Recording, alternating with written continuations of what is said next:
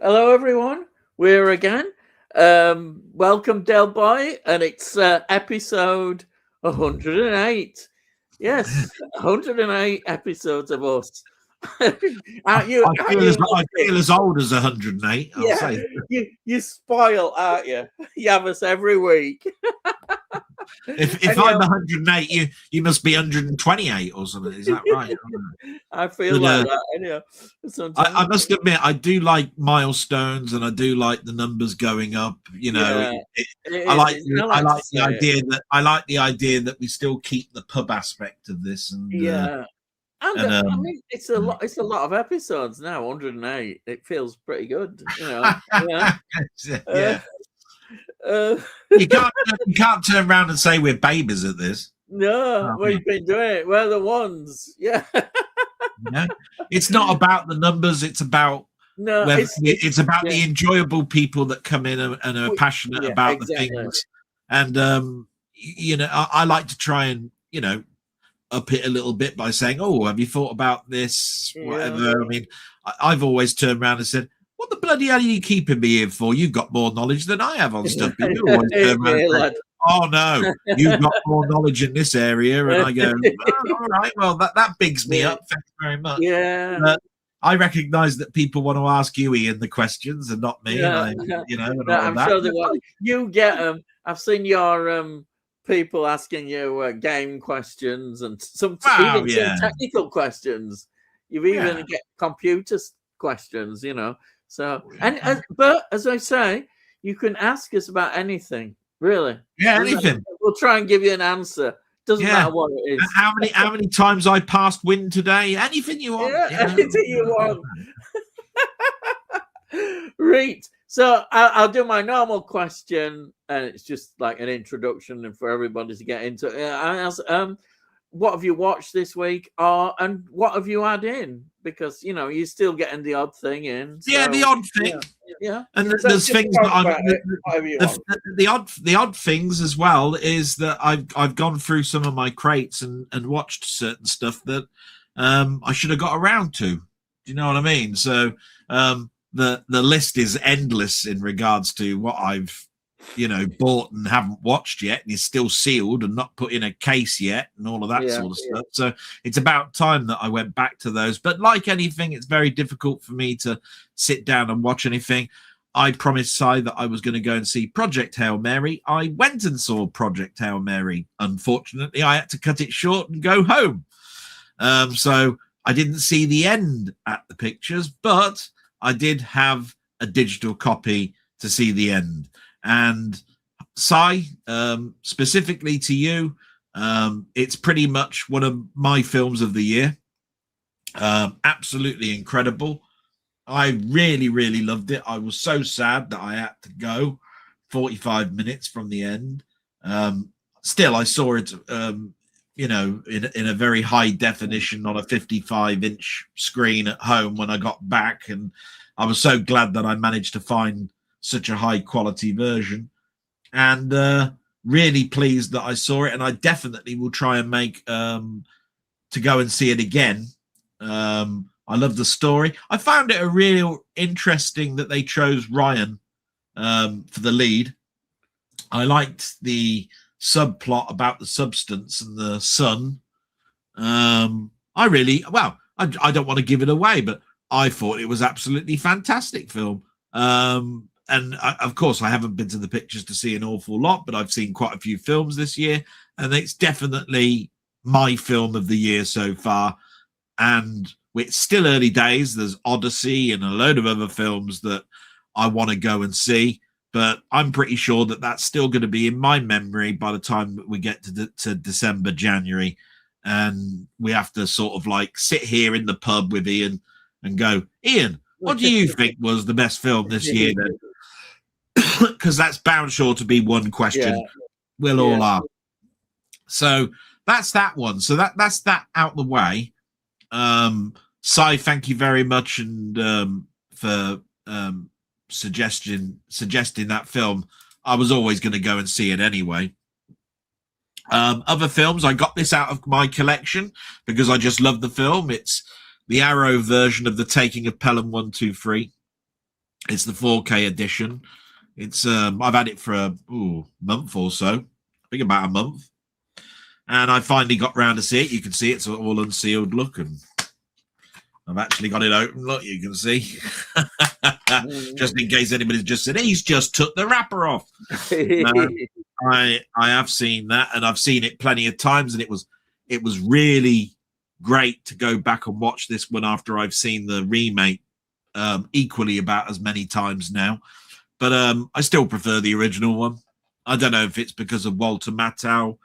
I'm not sure, but it just takes me back to when I was watching it at home, you know, all those years ago on telly. And I definitely would like to see this at the cinema, the old one. Do you know what I mean? There's quite a few old films that aren't in the stratosphere, that they never say, oh, we're going to re-show this at the pictures.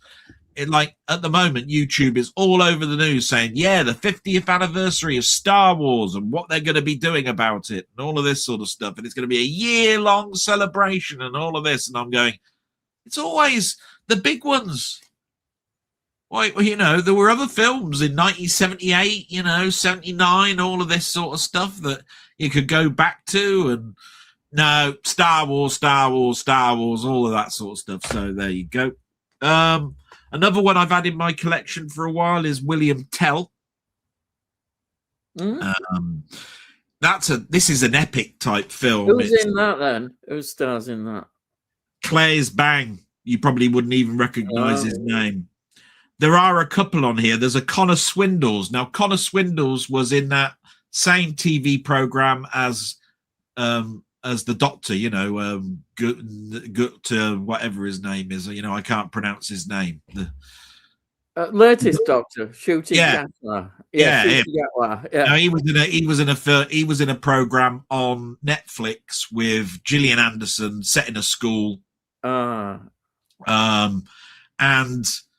He's in it. He's sort of like this is very much Robin Hood, isn't it? Really, William Tell. Even if you know that Robin Hood is fable and William Tell isn't, right? You know, there is the famous story of William Tell firing the arrow off of his son's head. Of course, What you don't know when you're a kiddie is why that happened. You know. He was forced to, decide, are you going to be for Switzerland or are you going to be, So it's nice to go back to talking pictures and watching the old 1950s version. They are better than this film. But this is like watching an epic, 2-hour long version, like watching Ridley Scott's Robin Hood. Do you know what I mean? It's very gritty. There's the fact he went on the Crusades. He's bloodstained in the fact that what went on for him and when he came back, and how he's trying to forget that and just be the person he can be for everybody. And then he's forced. You know what I mean? It's that sort of film. From that point of view, I think you'd like it. Yeah. You would like that. Yeah. And, Ben Kingsley's in it. Oh, he's the king. Yeah. He's the king. Yeah. He's got this eye patch. I didn't know that the king had an eye patch with a false eye. No. Did you know that? Yeah. Don't know. I thought it was pretty good. Very cheap, I think, on Amazon at the moment. I got this, I think, it's not a recent purchase. I've had this a while. I've had this about half a year. I think I bought it for $4.99. It was what it was. What it was, I remember why I bought it. I had to spend another £1 to get free postage. Oh, yeah. I spent $4.99 on a title that I went, well, that sounds all right. Yeah. Why not? You know what I mean? Yeah. So there's that. These are pre-orders. I've not necessarily seen them, but this one's had a bad review, and that's The Bride. So that's had a bad review, but it is the steel book of it. So it goes in with my horror collection. It's worth giving it a watch. I'm sure it's worth giving it a watch. I think. Yeah. And I couldn't miss buying a cheapo version of The Fight Club, which is a great film. The Fight Club is a fantastic film. There's nothing you can say about The Fight Club that hasn't been said already. That's brilliant. And on TV, I watched The Three Amigos. Again, yeah. which was really, really lovely film to watch, and The Man with Two Brains. It was a double bill. It was, I think, on Sky Greats. Definitely, you can see the difference in quality between The Man with Two Brains, Steve Martin in a very early role, and The Three Amigos, which is the other side of Roxanne.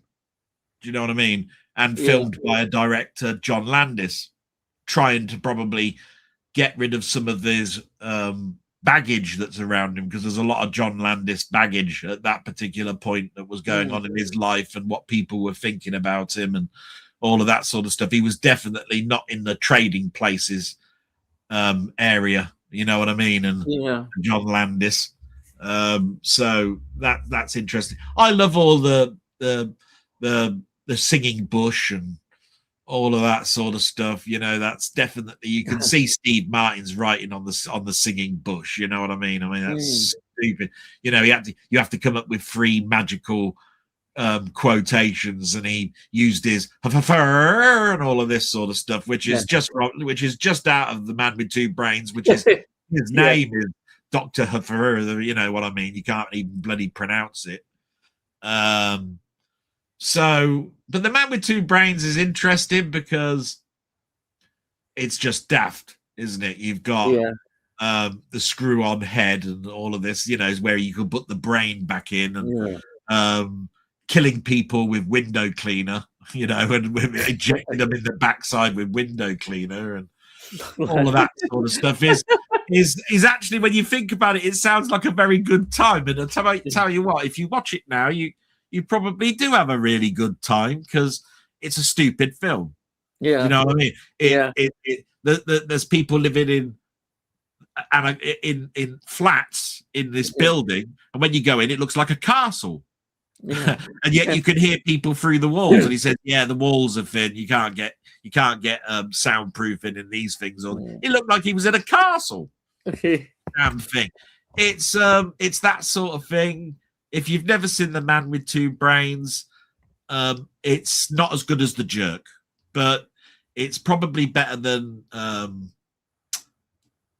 what's that one that he did? Pennies from Heaven and things like that, which he was doing. He was trying to be, Steve Martin was trying to be a jack of all trades, knowing that he could do drama, but also do comedy, and also do the sight gags that he did on his broadcasts, you know, his stage comedy routines, and his time on Saturday Night Live. But, you know, so you got to remember that you couldn't move in America, I think, without hearing Steve Martin. Do you see what I mean? So this was obviously going to be another film, The Man with Two Brains, to just get your name out there. Do you know what I mean? And keep you in the limelight, and make Saturday Night Live even more popular, and so forth and so forth. But he was trying to get into films, and The Jerk is to me him starting off with lightning in a bottle. You know what I mean?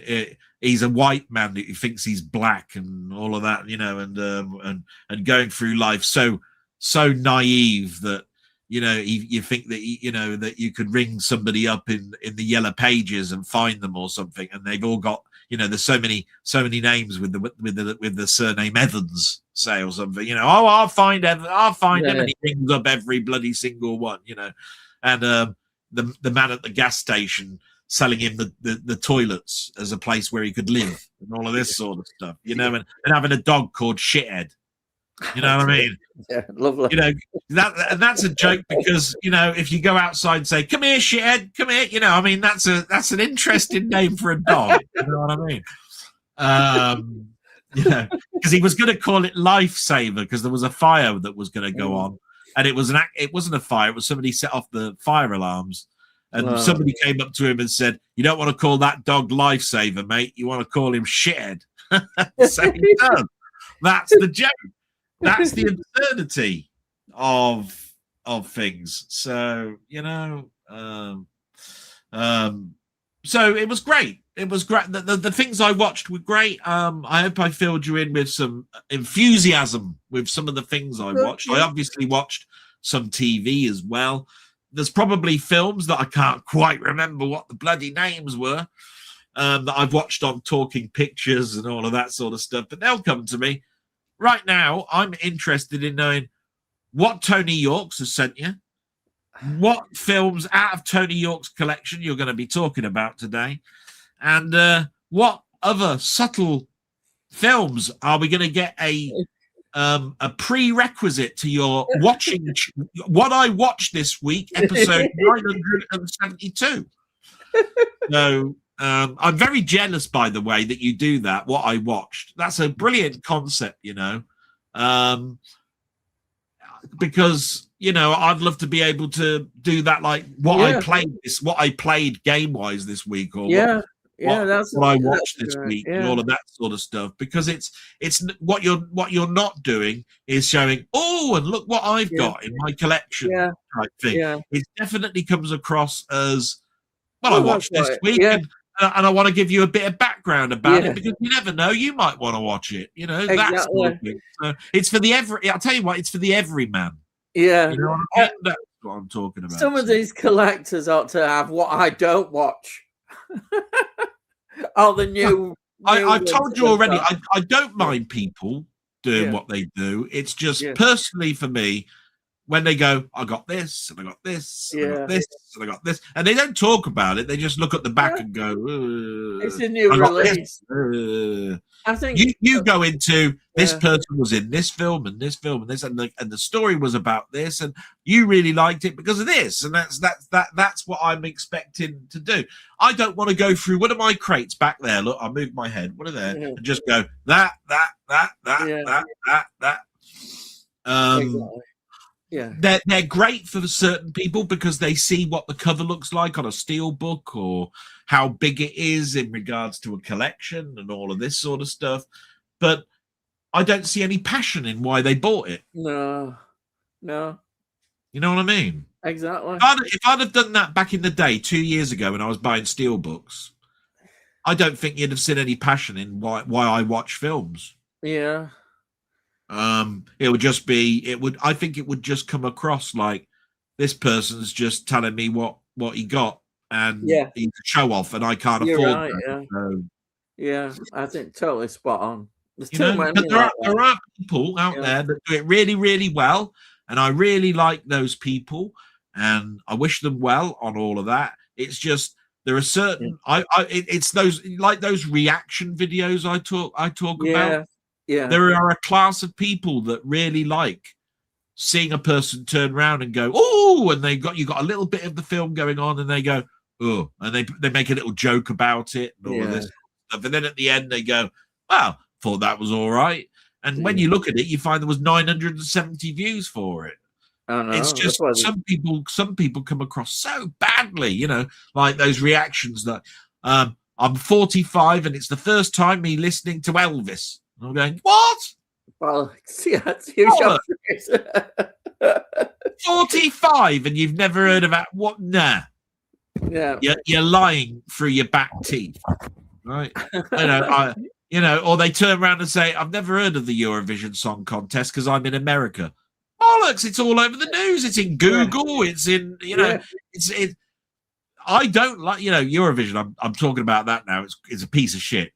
But what I'm trying to say is I can't believe somebody that turns around and says, I've never heard of Top of the World by the Carpenters. I've never heard of Life on Mars by David Bowie. I've never heard of the Beatles. She Loves You. Yeah. Rolling Stones. Yeah. They went over to America. They were everywhere. They were the biggest band. They finished in 1960. I mean, and you're telling me that you've never heard of the beat, and then you've got all ththese directors that have done 3-hour documentaries, and you'll still turn around and say, "Oh, it's the first time I've heard this track." Bollocks. Yeah, I have to say it's absolute bollocks. And that's where I'm turning around and saying, I'm sorry there are people out there that like that stuff, and I can understand. I'll tell you why people do it. Everybody has got a favorite track, a favorite tune. And so when you do a search, it will come up in YouTube, somebody reacting to that tune. And you go, oh, I wonder what they thought of it. Yeah. Well, You watch. I don't like. I think there's lazy YouTube, and to me, lazy YouTube is the one where they've just put a camera against their face, and all they're doing is this.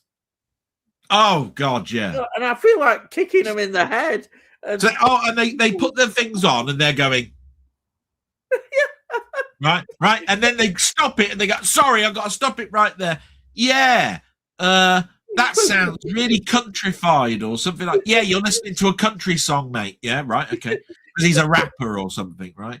And he's going, "Yeah, I really like the guitars and that, but that really sounded like something I've heard before." So we'll continue now, and he's there going, and then some instrument will come on that blows him away, and he'll look at his partner and go. Yeah.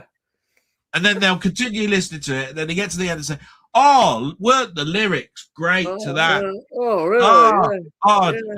That moved me emotionally. I nearly cried." And I'm going,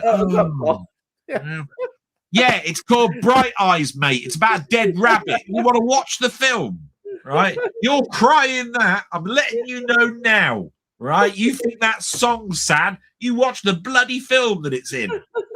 Right, you're doing this, and I swear I probably the ones I've watched I've enjoyed because I'm shouting at the screen so much, going, "You stupid bastards! You lying through your back teeth! You've seen that in an advert, a Levi's advert, whatever it is. It's been out there globally for years. The Doobie Brothers." I mean, it's been in a Barclays advert. It's been in just about everything. And they're all going, "Oh, I've never heard this one." What? What? Have you been on? I mean, you must be the first person that's come from Mars to be here or something. Yeah. Were you in a science fiction film and suddenly came to life or something? You've been in a cryogenic chamber. You know what I mean? Have you been in a mental hospital and they've just let you out? All these questions you're never going to get answers for. Yeah. Never going to get answers for. But there you are. That's my rant, by the way. But I'm just saying there are people out there that love them, and for people that love them, fantastic.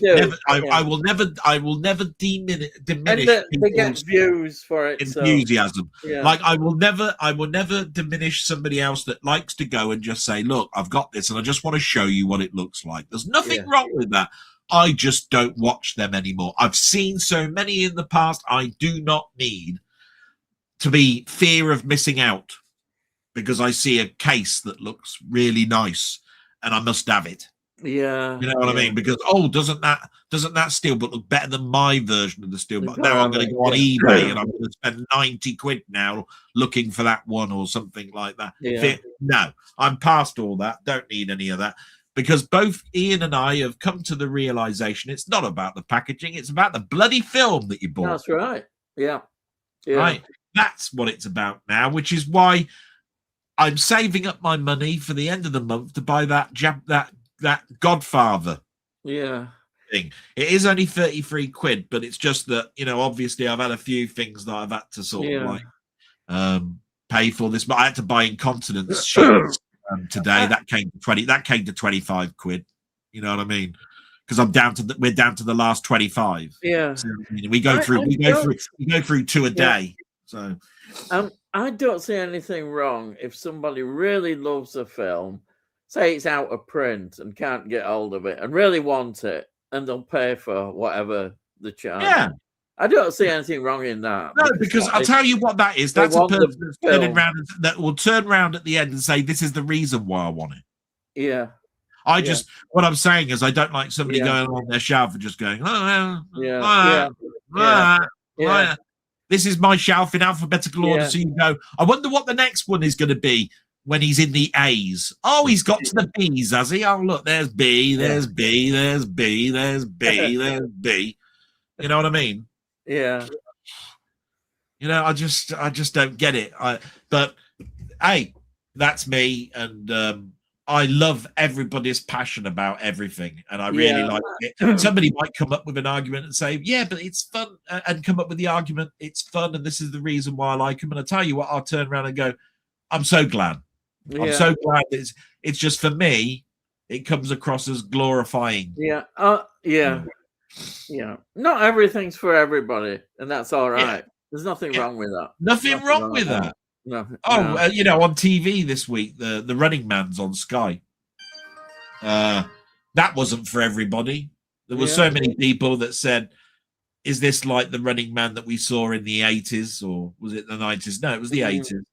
And then they'll criticize it and then go, but have you read the book? The book was nothing like the one that you saw in the 80s. Yeah. So if you're criticizing the Running Man that came out just recently with that one, this one's closer to the book.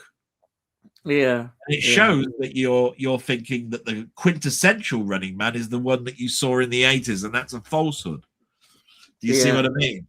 That's why I'm glad that Running Man came out, because it corrected the things. But I tell you what, I love the Running Man from the 80s. I can switch off, watch it, and just go, oh, this is fun. This is an entertaining film. I like this. And I like this, I'll be back, and only in a rerun and all of this sort of stuff. Yeah. And I like the new one because it's more like the book, and it's more realistic. And how the hell is he going to get through this with so much technology like CCTV and all of this sort of stuff? And he's got to stay alive and back in a month and all of that sort of stuff. Okay, I think the book was a year. But the book was written as well when this technology wasn't around.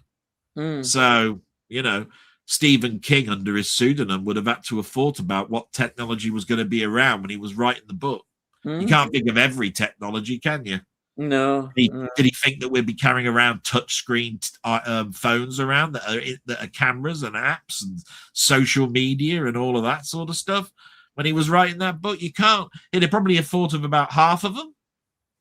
The other half is bewildering. You know what I mean? Yeah. You wouldn't have thought about it unless you went down a Star Trek route. Just make it all up. Yeah. You know what I mean? You could be transported, transmat beams, all sorts of stuff from Doctor Who or whatever. Doctor Who transmats, yeah. You know, so yeah. But come on, I want to know what you. Okay, so the first one is I watched a download of The Mummy, and people are right. It's been given a lot of negative reviews. I'll be honest. What's wrong with it is everything. It's a body. Hang on. Did you like the font? The credits. Just everything.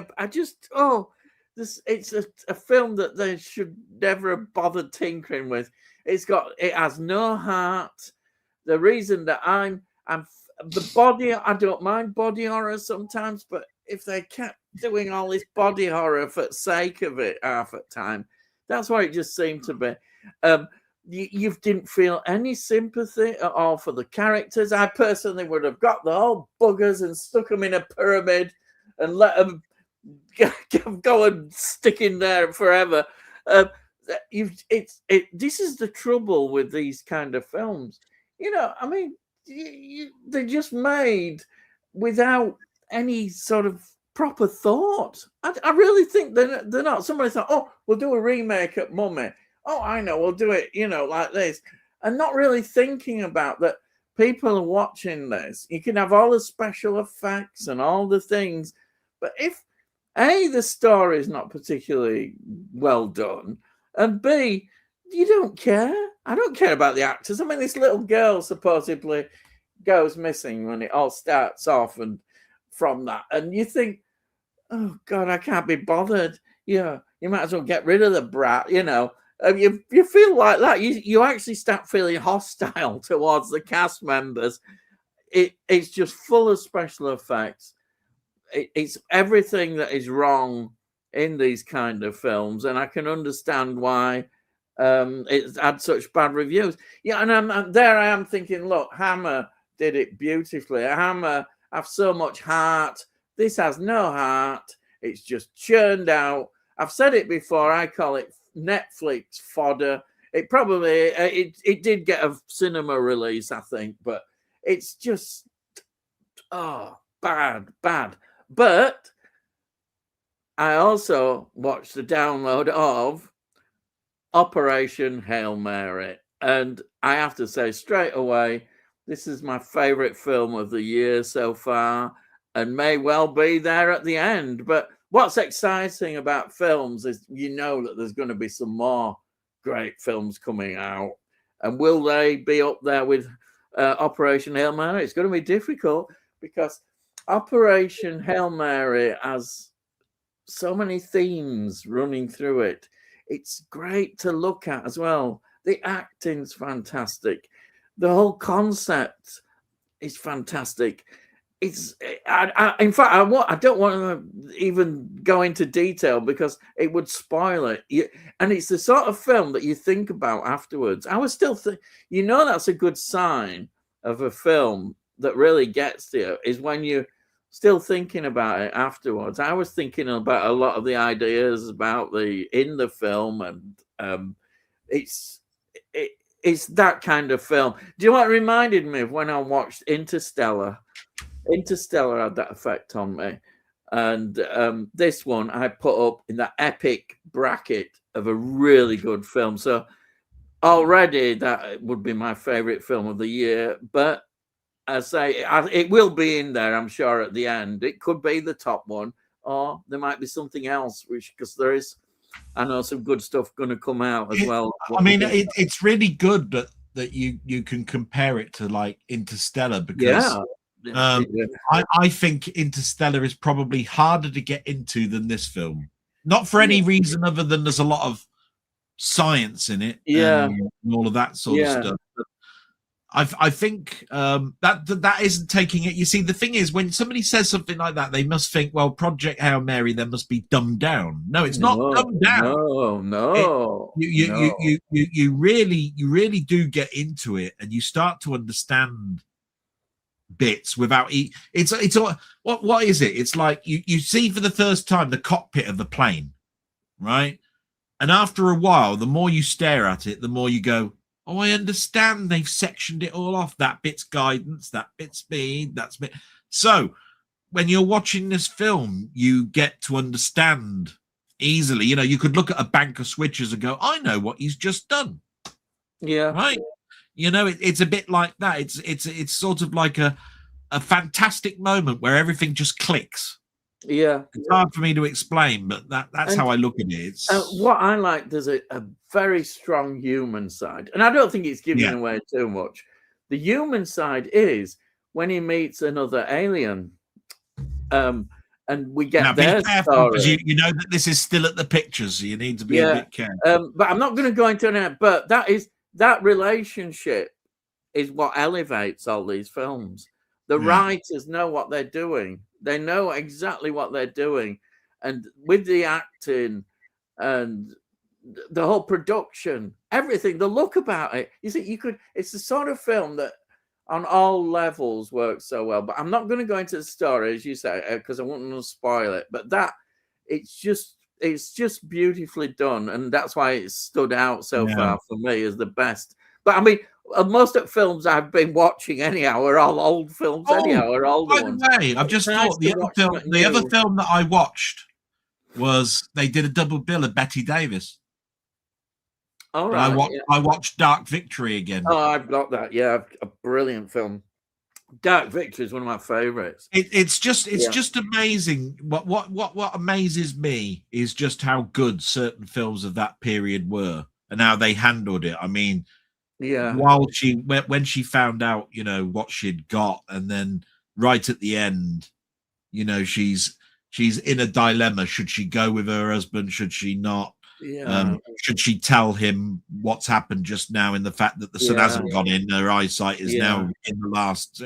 It's all handled really, really quite well. It's one of the maybe it's not believable because back then in the day, in the 1930s or 40s or whatever it was, it's 1930. People wouldn't act like that, but I think they would. Yeah, in her situation, I think they would.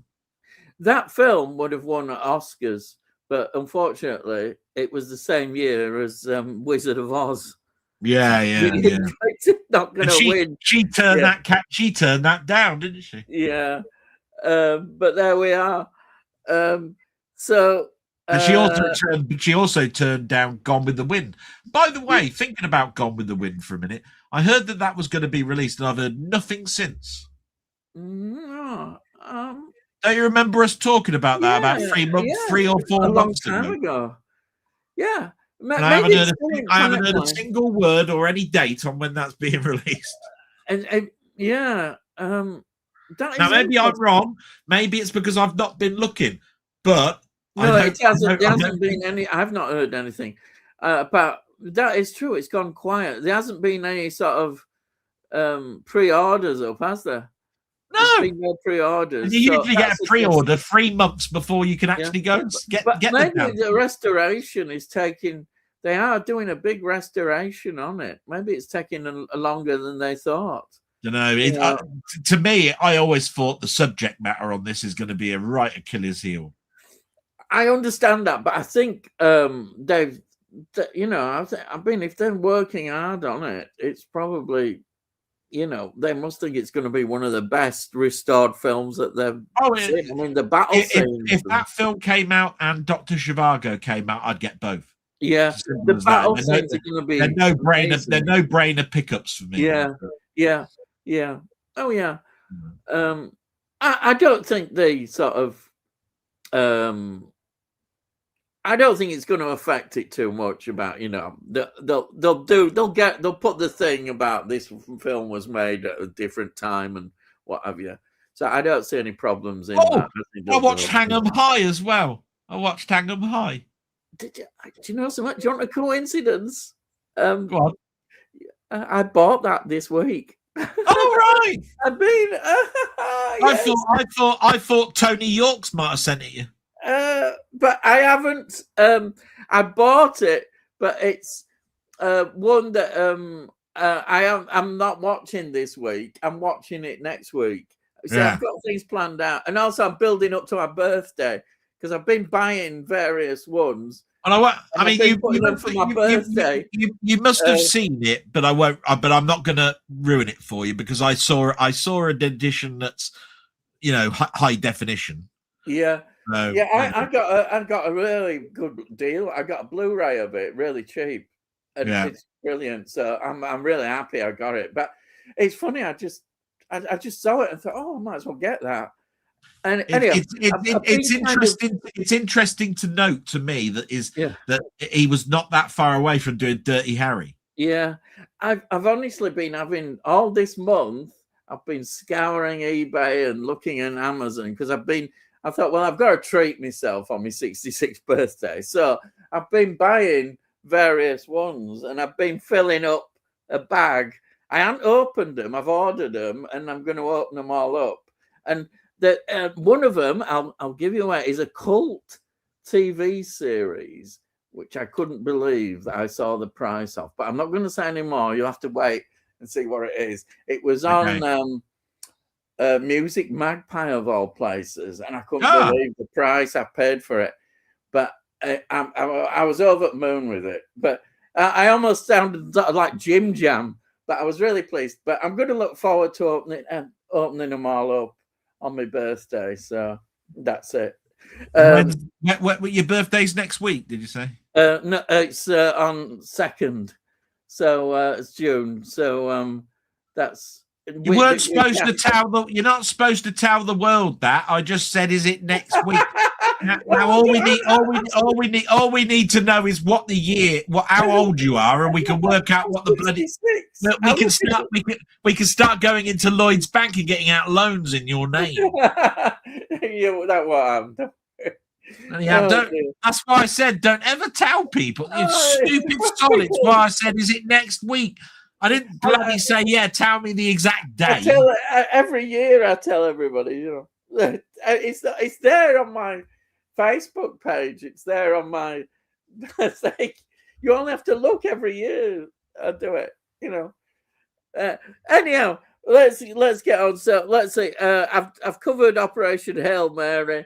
I think we're all agreed that is already the film of the year. That film of the year. I can't wait. That's what's exciting, I would say, about films is all the films that are going to still come out. I mean, there's going to be loads of good films. I'm sure there is. I'm going to be optimistic and positive. Anyhow, films that I've watched on here. Right, where shall I start? I'll start with this one. Well, start by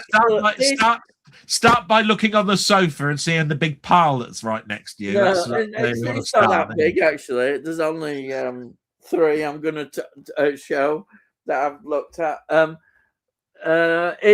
This one is just got 2 great actors, and they make this. This is Gunfight at the OK Corral, 1957.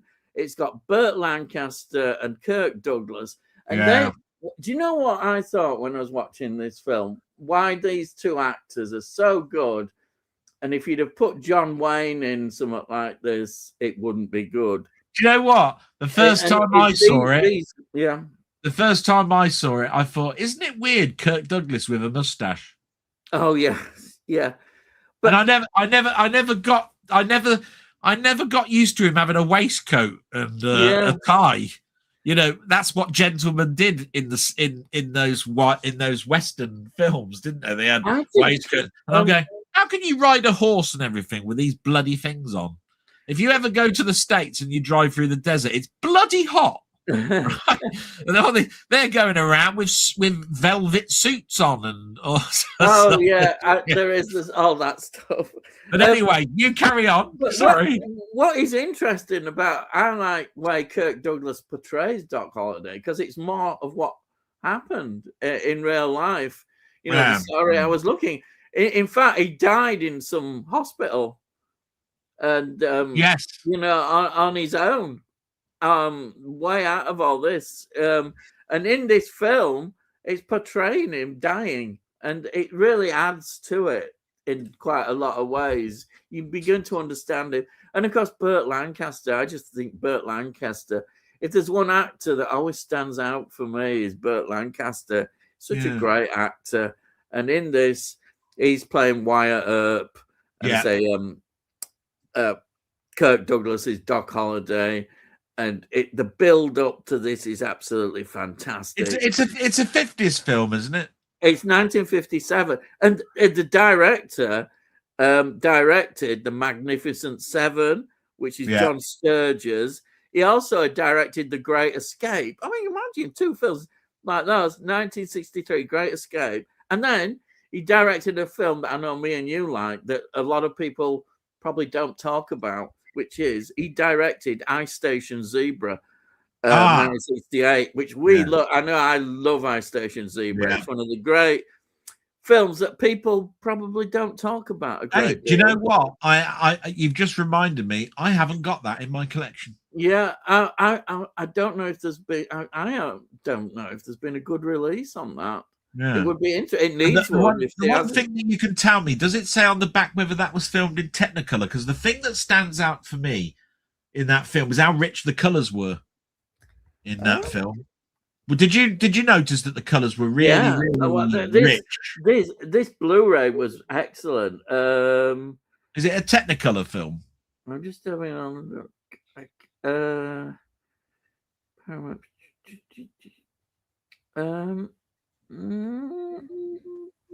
I can't see it. No, it was just interesting because films around that time were filmed with film stock like Technicolor that basically highly saturated the colors.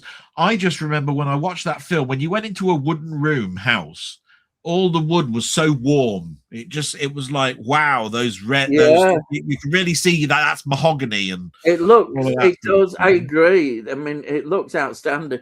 The quality just came out, and what can I say? But the film, I just love the film. These actors are so good. They work well together. As I say, if you'd have put John Wayne there, you realize why these were really good in Cowboys, and John Wayne was almost like an actor that just did more and more and more westerns, but he couldn't elevate himself like these two. These two could do all sorts. Yeah. I mean, look, John Wayne, when he did anything else, he was always still John Wayne. These actors could just go do all sorts. Of course, you're a real sod because I want to go and watch it now. Yeah. Right. That's the trouble, right? Because I want to go and I want to go and watch it now, and I can't watch it. You know what I mean? You go on Amazon, you can pick it up for quite reasonable price. I think you'll probably get it under a tenner. Yeah, get it for under a tenner. They're worth it at that. Like I said, I did buy that William Tell quite a few months back, and I did get it cheap. I think it's probably more expensive now, but if Blu-rays are under a tenner, I still think that's you could get value. I'm sure. You know what I mean, I'm sure you could. At that price, you just got to go. I'm willing to take a punt at that. You don't want to buy something that you're just going to hate, because then you might as well have just set like to a £10 note. Yeah, I mean, it's still £10 at the end of the day. But I always look at these things that a pint of lager in London is £6.50. Yeah, I mean, Christ, and you drank that and it's gone. Then you'll be pissing it down the toilet in about 3 hours' time. So there's your £6.50 gone. I mean, that's what is annoying is that some of these boutique labels are putting out Blu-rays out there now at 25 quid. Yeah, and putting the 4Ks at about 35 quid. Yeah, it's or more. Yeah, or more. Yeah, more pushing for over 40 probably 4Ks. It's ridiculous prices. But I'll tell you, this it does look good. It looks fantastic. I bet you the DVD was fine. Yeah. I absolutely loved it. So right, the next film, I always have a Hammer one every week. This week I've continued Dracula theme, and it's this one, Scars of Dracula. Oh, Christ. 1970.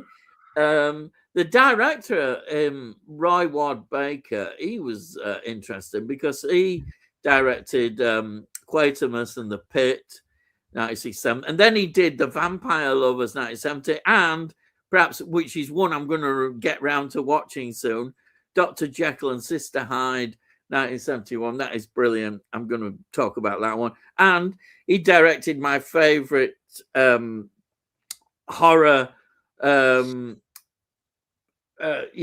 with all different stories in anthology, Asylum, and The Vault of Horror. He did that one, 1973. And the one that gets a lot of stick, but he's a co-director of The Legend of the Seven Golden Vampires. Oh, right. Which I love. I know it gets a lot of stick, that one. Well, you know my opinion. You know my opinion of that, don't you? Because I told you many times. I went, "What's this? What the hell?" Oh, I think it's you just sit in there, and who could not love Peter Cushing the way he is in that film? And then we talked. If I remember rightly, then we talked about the fact that Hammer went over and made quite a few films in Japan. Was it Japan or China? I can't remember. Was it China, Japan? I'm not sure. And they also did a detective type one, a gumshoe type one, didn't they? That I told you about. And I went, this was odd. And I found out at the end it was Hammer. And you went, oh, that must have been at the same time as they did the Golden Rat, because Vincent Price was in that as well. Yeah. Just as a cameo. Yeah. Well, and I went, yeah. So some things come out of these ones. They do, yeah. Now this one, it wasn't well received. Let's be honest. At the time, the critics weren't that keen on it. Yeah. They also said it was too gory, as well, because it gory. Because there's a scene where Christopher Lee as Dracula, he goes mad. He's actually stabbing somebody, and the censors weren't very happy with that. It was quite for a Hammer film. Don't get a lot of people forget that Hammer are not really that gory. They look, but as this era, I mean, this is 1970, they started to change. They felt they had to up the gore factor. All I was getting at, Ian, was I'm just trying to think of what films came before 1970, and I'm sure there were worse. Yeah, there possibly is. It depends how you look at it, It was gory for a Hammer, but what I'm trying to say is we were now in the belief that film was showing now more realistic stuff. Well, there were more. I mean, you think this era has got like Countess Dracula. It's got the Ingrid Pitt stuff, which are quite graphic for their Yeah. time. So again, it's 1970, and also I didn't realise that the X certificate Oh, I better go and check. was now out as 18.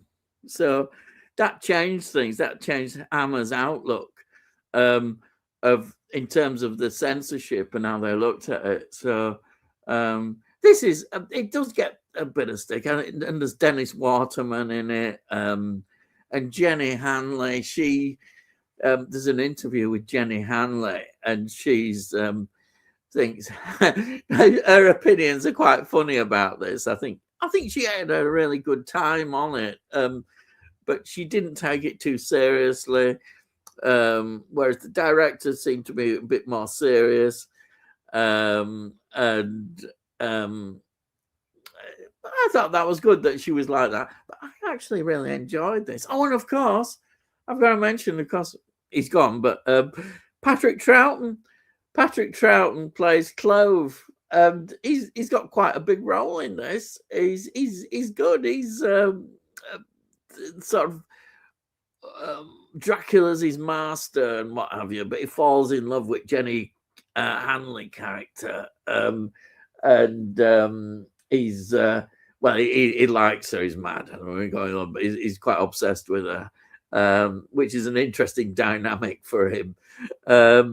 So we've got all that on going on, but it's just another standard Dracula story. I say Dennis Waterman, you know, he's okay in it, you know, but it doesn't matter. It's just a good, I think, fun story, and apparently Studio Canal have done a 4K release. I suppose it's before Hammer get hold of it and put its release.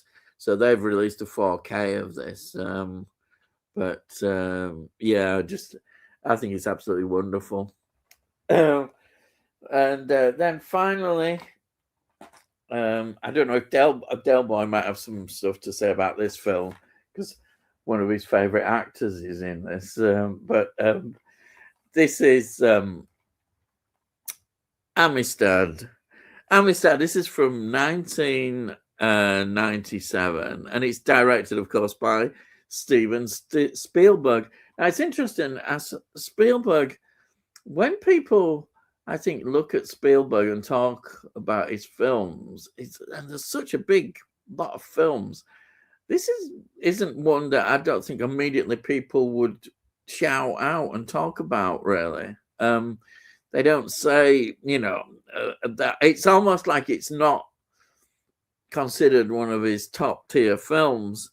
But I think the way he's put this together, the detail in this film, there's a really good interview, in fact, on this. Again, it shows you that these DVDs, the extras, I mean, the extras, I was watching ages watching all these extras. Absolutely. The brilliant behind the scenes clips, and you've got all interviews with all members of cast talking about this film.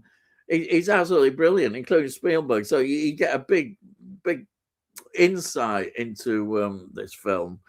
I say it's based on a true story.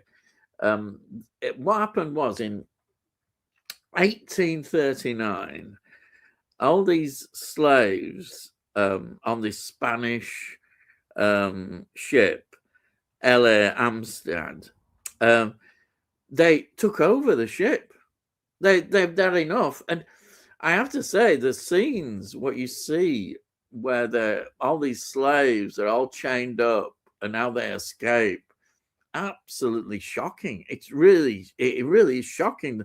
Spielberg has done such a good job at the way he portrays it, and wow, it's just incredible what he's done. But they take over, but they get tricked, unfortunately, by these two officers. I think they're sort of junior kind of officers It was oh, we'll take you back to Spain, in that direction, so they can get escape and what have you.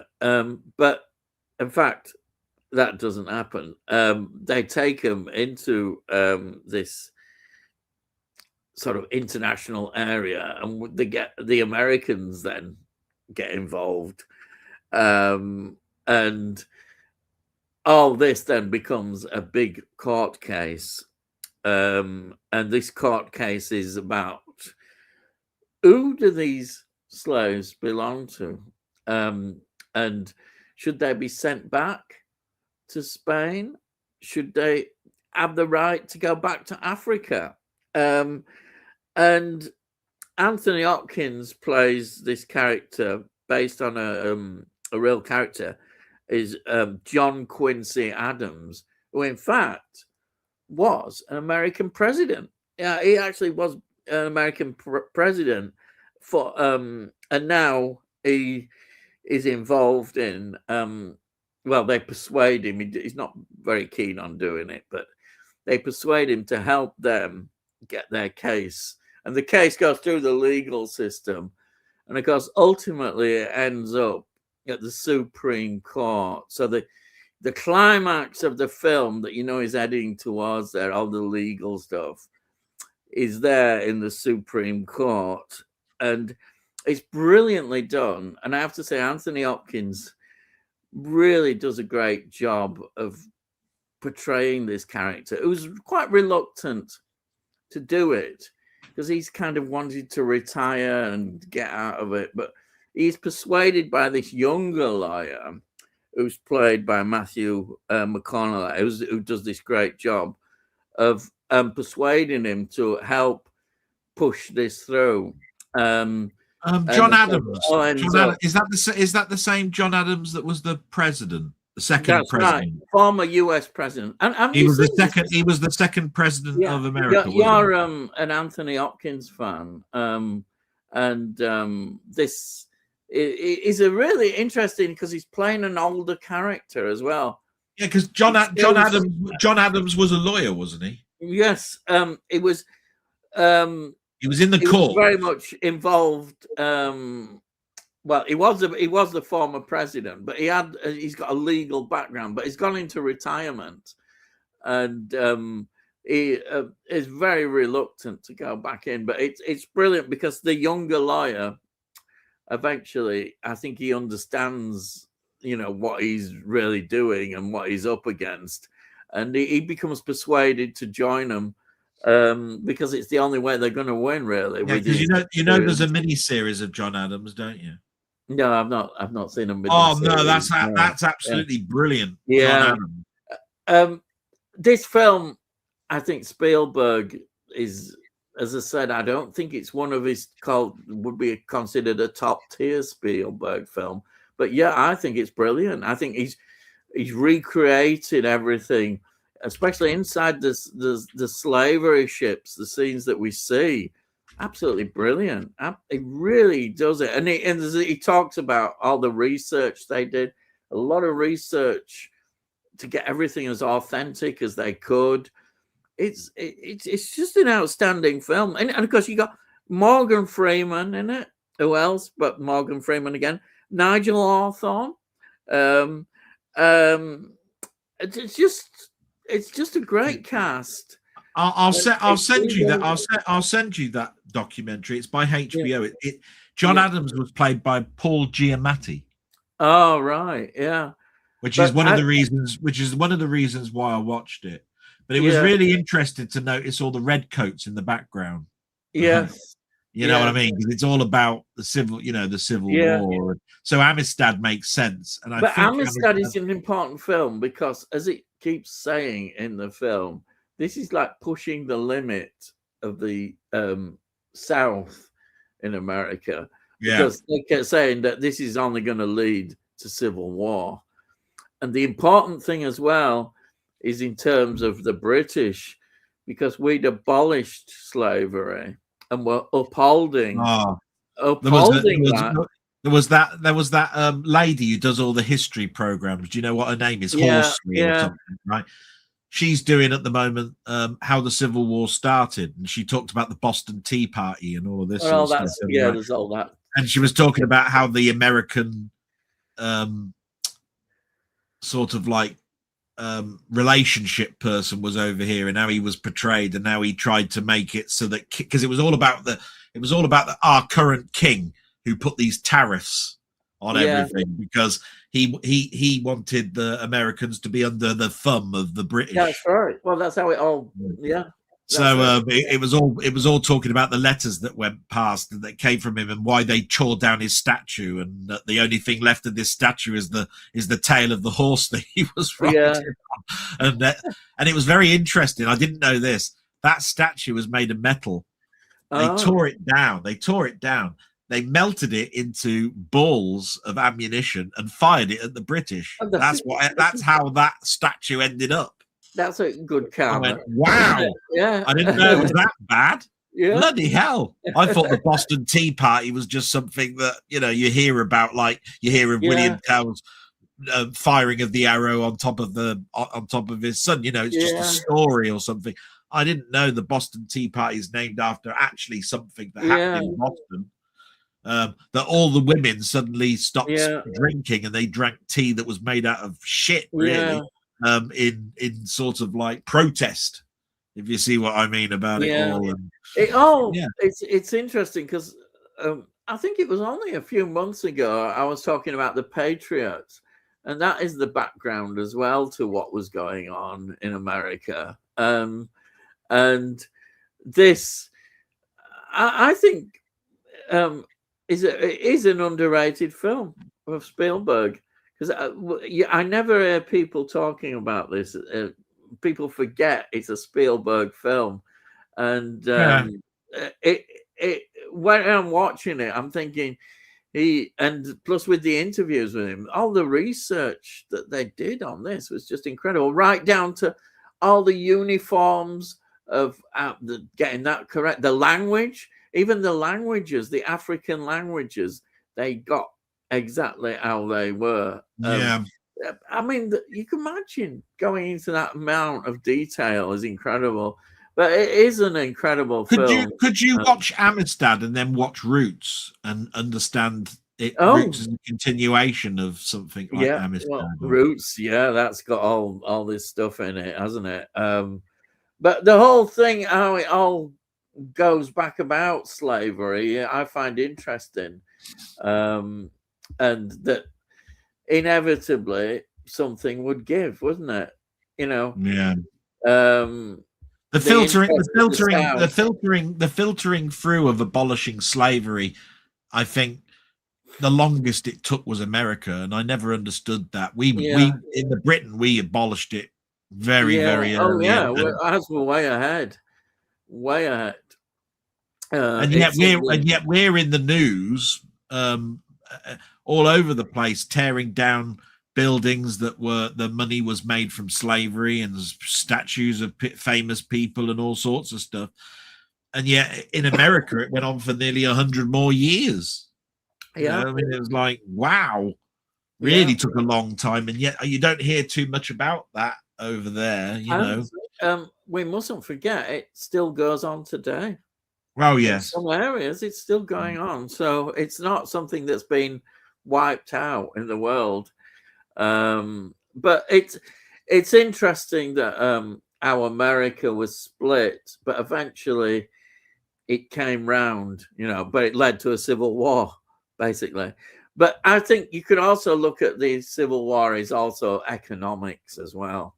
Oh, yeah. They wanted to keep slavery for as much as economic reason. If they got rid of slavery, as they saw it, it would affect their economy in a bad way. So the Civil War was a lot about that, as well as they're saying control by the North, the Northern government gaining control. You could all from a certain perspective, it's all mimicked now in regards to fossil fuels. Take away the slavery aspect, we continue to drill for oil, yet we're continuously saying we're going to be green. Yes. Exactly. But so we're still drilling, yet we should be not drilling, and we've put through so much legislation to say we won't be drilling very soon. But that's not going to happen. And yet we've got to. Yeah. The world is not going to stop oil. It's all economics. It's all money, isn't it? Yeah. They're still going to be drilling for oil. Looking around, they're still going to count it. That's going to. All I'm saying is history repeating itself. Okay, not in human slavery, but the same reasons. Yes, yeah. The same reasons. We can't do that because we need it for our economy. We need it. Well, it's all economics. It comes down to economics. That's what it's about. Anyhow, anybody who's not seen this, I think it's well worth a watch. I think I've got that in a Spielberg collection somewhere. Yeah, it's well worth a watch. As I say, it's not one that would be considered a top-tier Spielberg film, but I think it's up there. I think it deserves more attention. Why that doesn't have the same premiere as Empire of the Sun or anything like that? I don't know. Yeah, I don't know. And as I say, the actors, quality actors in this. Great. I mean, it's just so good. Anyway, that's me been going on. Let's get on with the comments. See what we've got. So it's just that. So the first comment we've got is from Cy saying, "Evening gang, good evening, Cy." And then we've got Rocket Bunny saying, "Hey, Cy, good evening." There's that Rocket Bunny bloke. I wonder where he came from. Get over it. And then Slipknot says, "Rocket Bunny, good evening." Yeah. Rocket Bunny, just imagine you had a pint or shot every episode. We'll be well pissed by now. Yeah, we probably won't make it. It reminds me of Indiana Jones. Do you remember where she's drinking all these shots to try and because she can hold her liquor and everybody else can't? She's there going, like this. 107 shots. Can you imagine that? Yeah. I'd be slozzled after about 10 of them. And then we've got Tony. Good evening, Ian, Del, Cy, Rocket, and Slipknot. Yeah, you had your insults. Oh, there's that sod. What's is there something wrong with the Royal Mail or something? I haven't heard what's going on, right? And then Slipknot says, "Tony, hi man," and then Rocket Bunny, "Hey Tony, hey Slipknot," and then Cy says, "Yeah, same thumbs up to Rocket Bunny. Hi Rocket Bunny, Tony Hawk." And Cy says, "Del, I'm so glad that you enjoyed Project Hail Mary." Oh God, yeah. So there you are. Glad I went to the pictures, to be quite honest. You know what I mean? So Tony says, "Talking of Pelham 123, original is a great watch. Only got it on DVD. Maybe time for an upgrade." Yeah. It's had an upgrade. It's had that release. It's done by Arrow, so you can imagine the picture quality is on song. I mean, it's good. Yeah. You know what I mean? And then I'm being very, very choosy actually at the moment. If you're buying something with HDR, then you want the blacks to be blacks and the whites to be whites. And a lot of taking a Pelham 123 is in the tubes, in the underground. So it's quite dark. So it really is nice when you play it on an OLED TV. It's like, wow, this is nice. You know what I mean? That's all I've got to say. Choose wisely and understand that 4K is not about resolution. It's about how color and darkness and light appear on your screen. And if you know of a film that's really dark or really light or very rich in color and all of that sort of stuff, they're the ones to pick. Do you know what I mean? Especially if they're in your, I want to watch that again. Yeah. If something is just the same all the way through, maybe it's not one that you could probably get away with the Blu-ray one. Yeah. Just saying. Also, I think the thing to do with if you want 4Ks, is to look around and just try and find where you can get them cheapest. Well, Arrow always have a sale. Yeah, so bear that in mind. Sometimes it's worth waiting. Or I shouldn't plug it, but maybe it's changed. But Zavi was certainly where you could get 2 for 30. Yeah. 4Ks. Whereas a lot of like HMV don't do that anymore, do they? I think they're 3 for 50 quid. Yeah, ever since they got rid of that deal where you kept being able to exploit the fact that you could have a $5 off. Yeah, they sort of they seem to don't do sales that much anymore. No. And there'll be sales in the autumn often that are big ones, especially as I say on Indicator and all those kind of levels. And Arrow, they have one before Christmas as well. So, and then Rocket Bunny says, I've added Project Hail Mary to my watch list on Amazon. It's there already. Trying to decide if we can wait until the standard physical is released. I'll give in and watch the stream, then buy the physical later. Well, my simple answer to that is watch it, because you're going to watch it again when you buy it on physical. I know full well that when I get that, I'm going to watch it again. Oh yeah, that's same here. And I watched it at the pictures, and then had to watch the end on with a digital copy. I'm still going to watch the physical one when it comes through because I love the film that much. So, Did you say it's got an August release? I've heard it's an August. I've heard it's an August release. Yeah, so that's something to look forward to. Good. It's not far away anyway. No, thank goodness. And then Slipknot says Project Hail Mary will probably get extra cinema showings. It was certainly extended at my cinema. It was supposed to go 2 weeks ago. Yeah. So it was still something that they thought, we can still get bums on seats for this. And when I went to see it, there wasn't that many. There was I think there was 120 people, 100 people at the cinema. They were all adults. Yeah. Only kids. No. And it was great because there was no noise, no bantering and eating popcorn right next to you, and all that, spilling your drink all over your pants or something. And phone watching.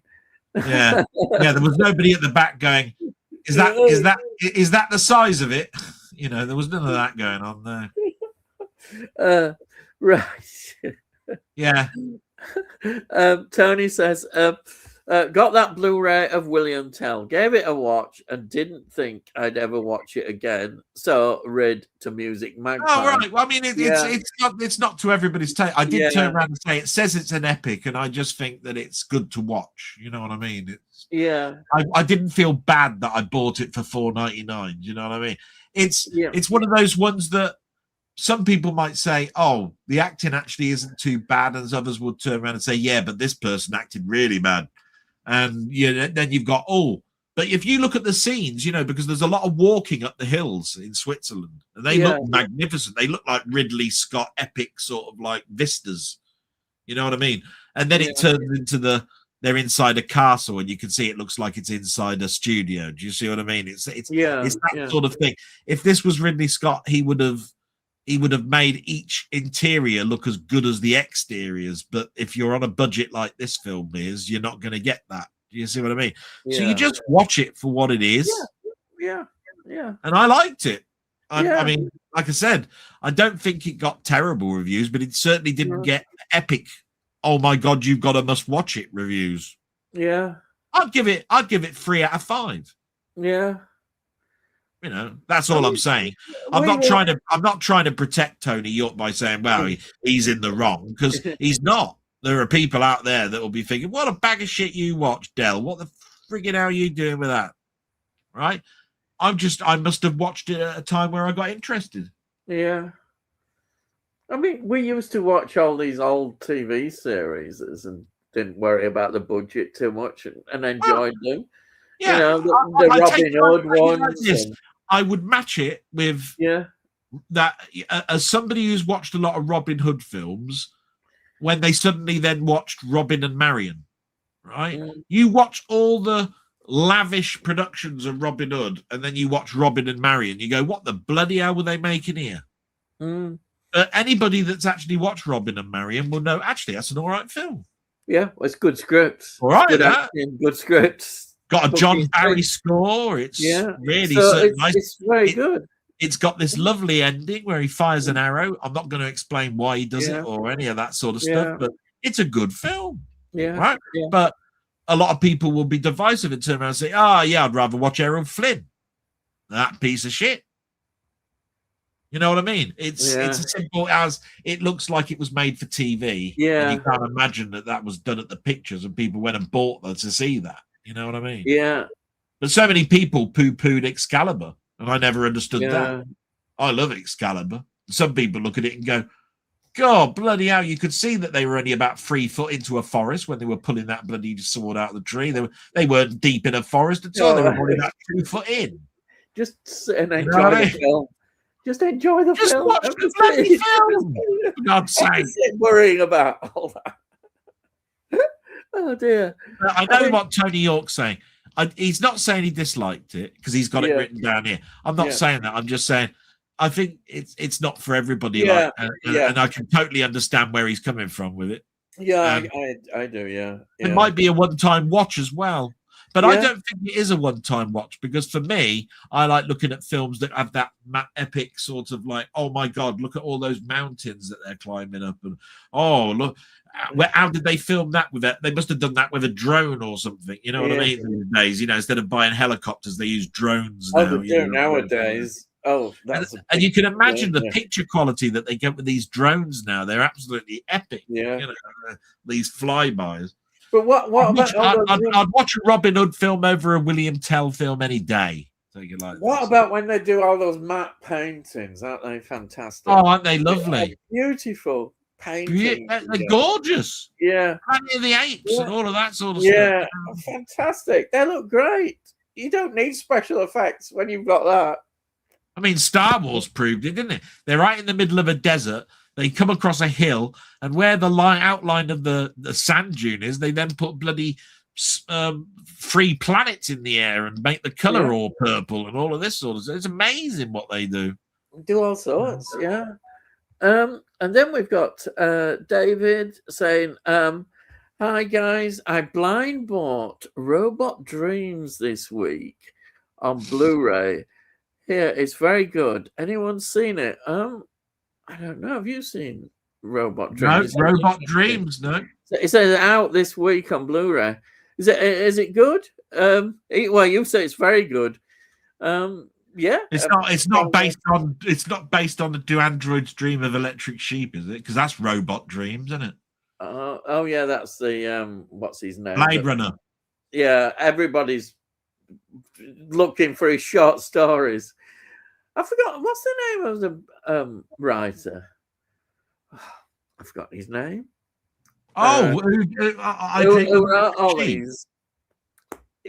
Because it's somebody. I read that at school. Yeah. I'm gonna have to look it up now. Yeah. But he was somebody who a lot of now because of Blade Runner, I suppose everybody's thinking, "Oh, crikey, we're going to find more films." From his short stories. He did quite a lot of short stories, I think.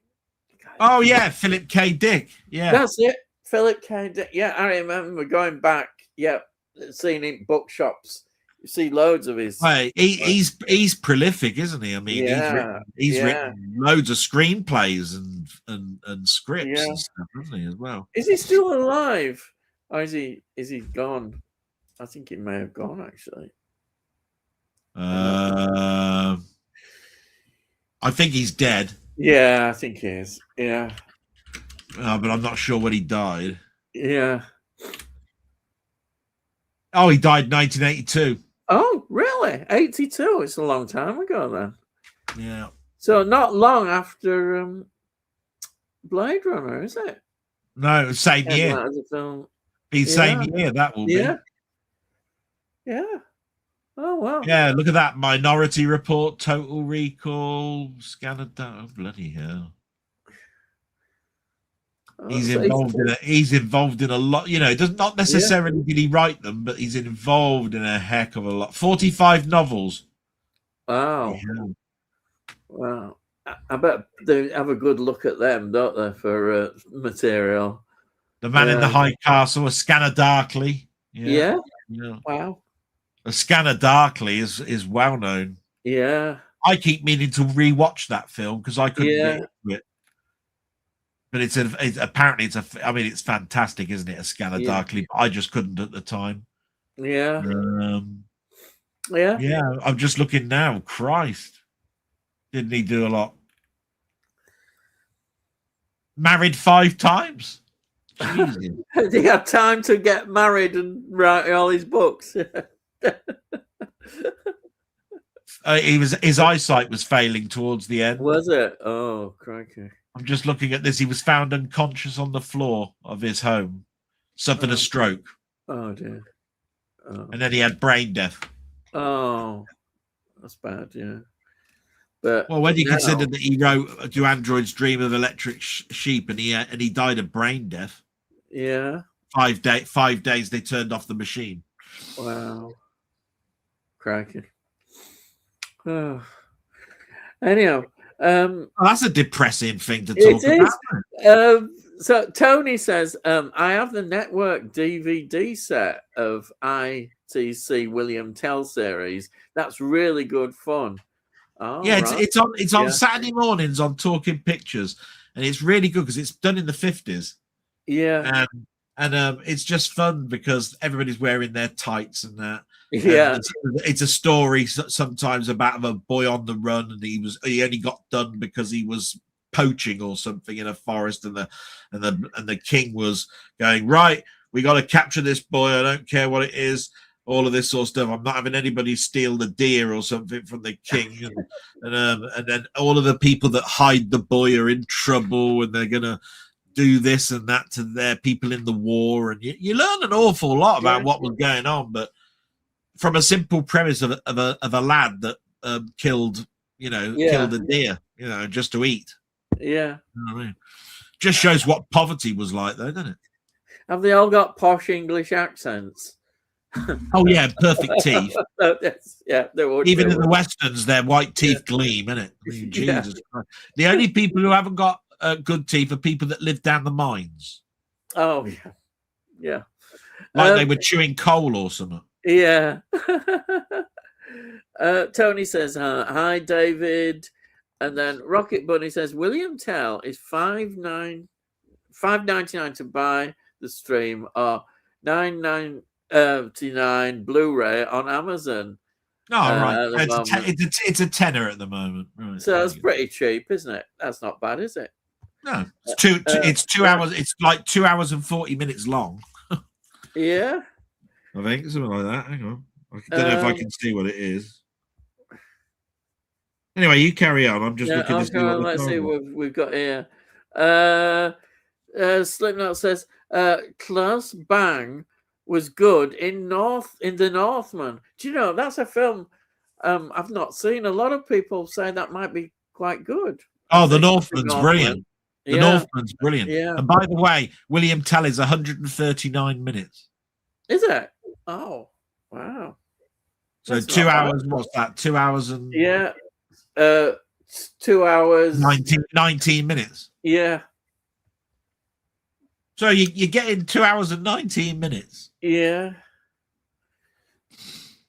And then Sai says it was sad to see the news that George Eastman of Anthropophagus passed away.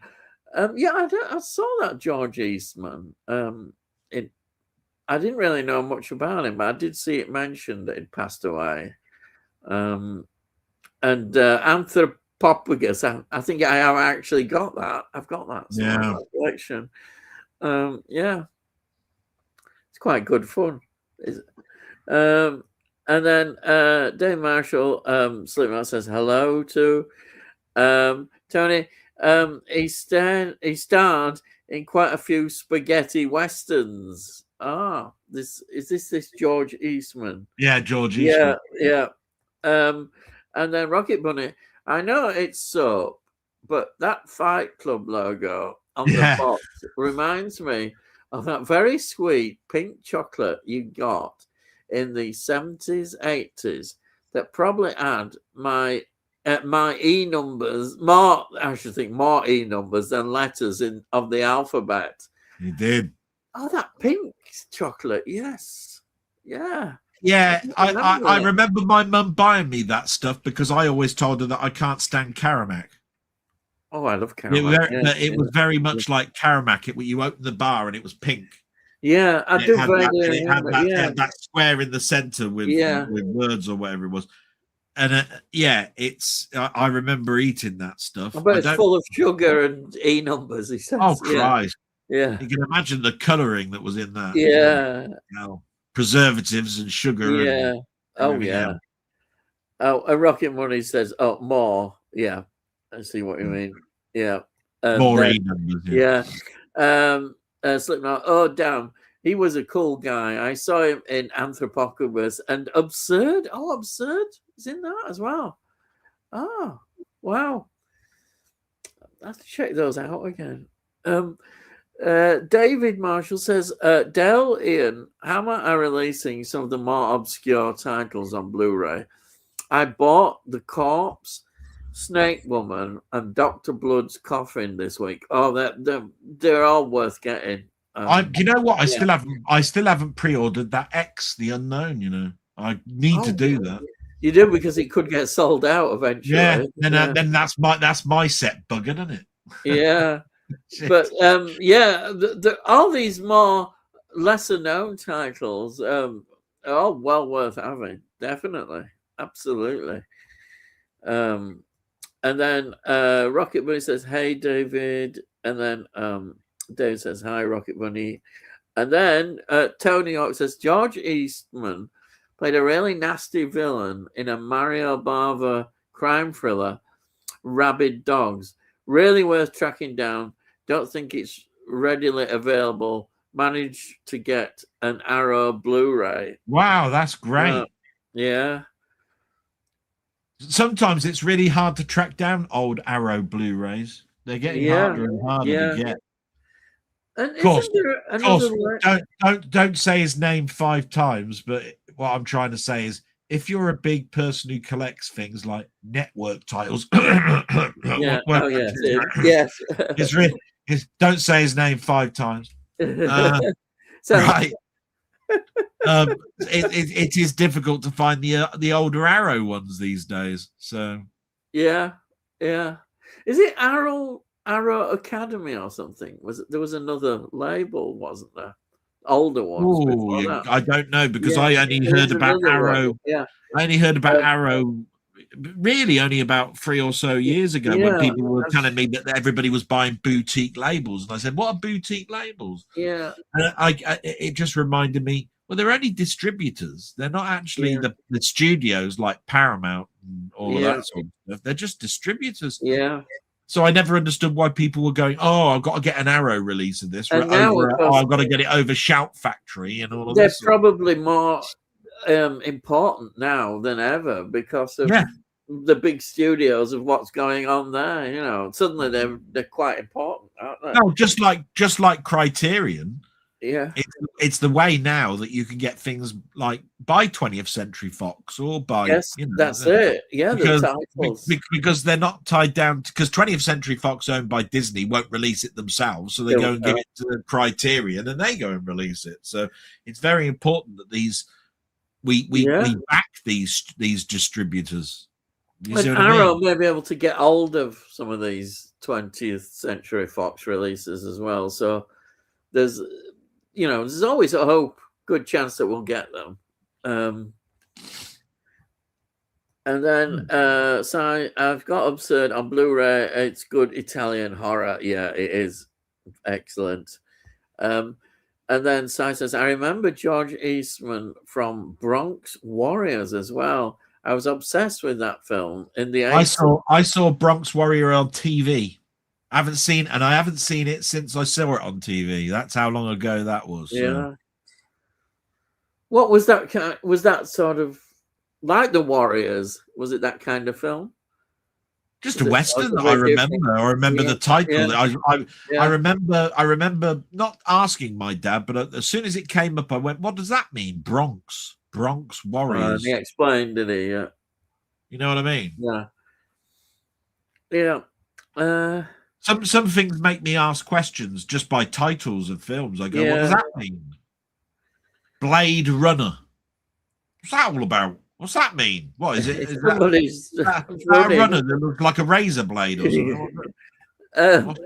And then Sai says, I always remember him being really, really tall. Oh, right. And then Tony says, David, I've seen those advertised. I may be wrong, but I think they're British thrillers, horrors from producers other than Hammer. Yeah.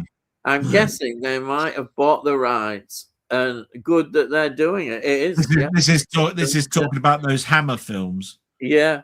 And I still go back to that statement when they were bringing out those 4K Hammers, where they turned around and said, so much of our stuff is still out under license to other studios.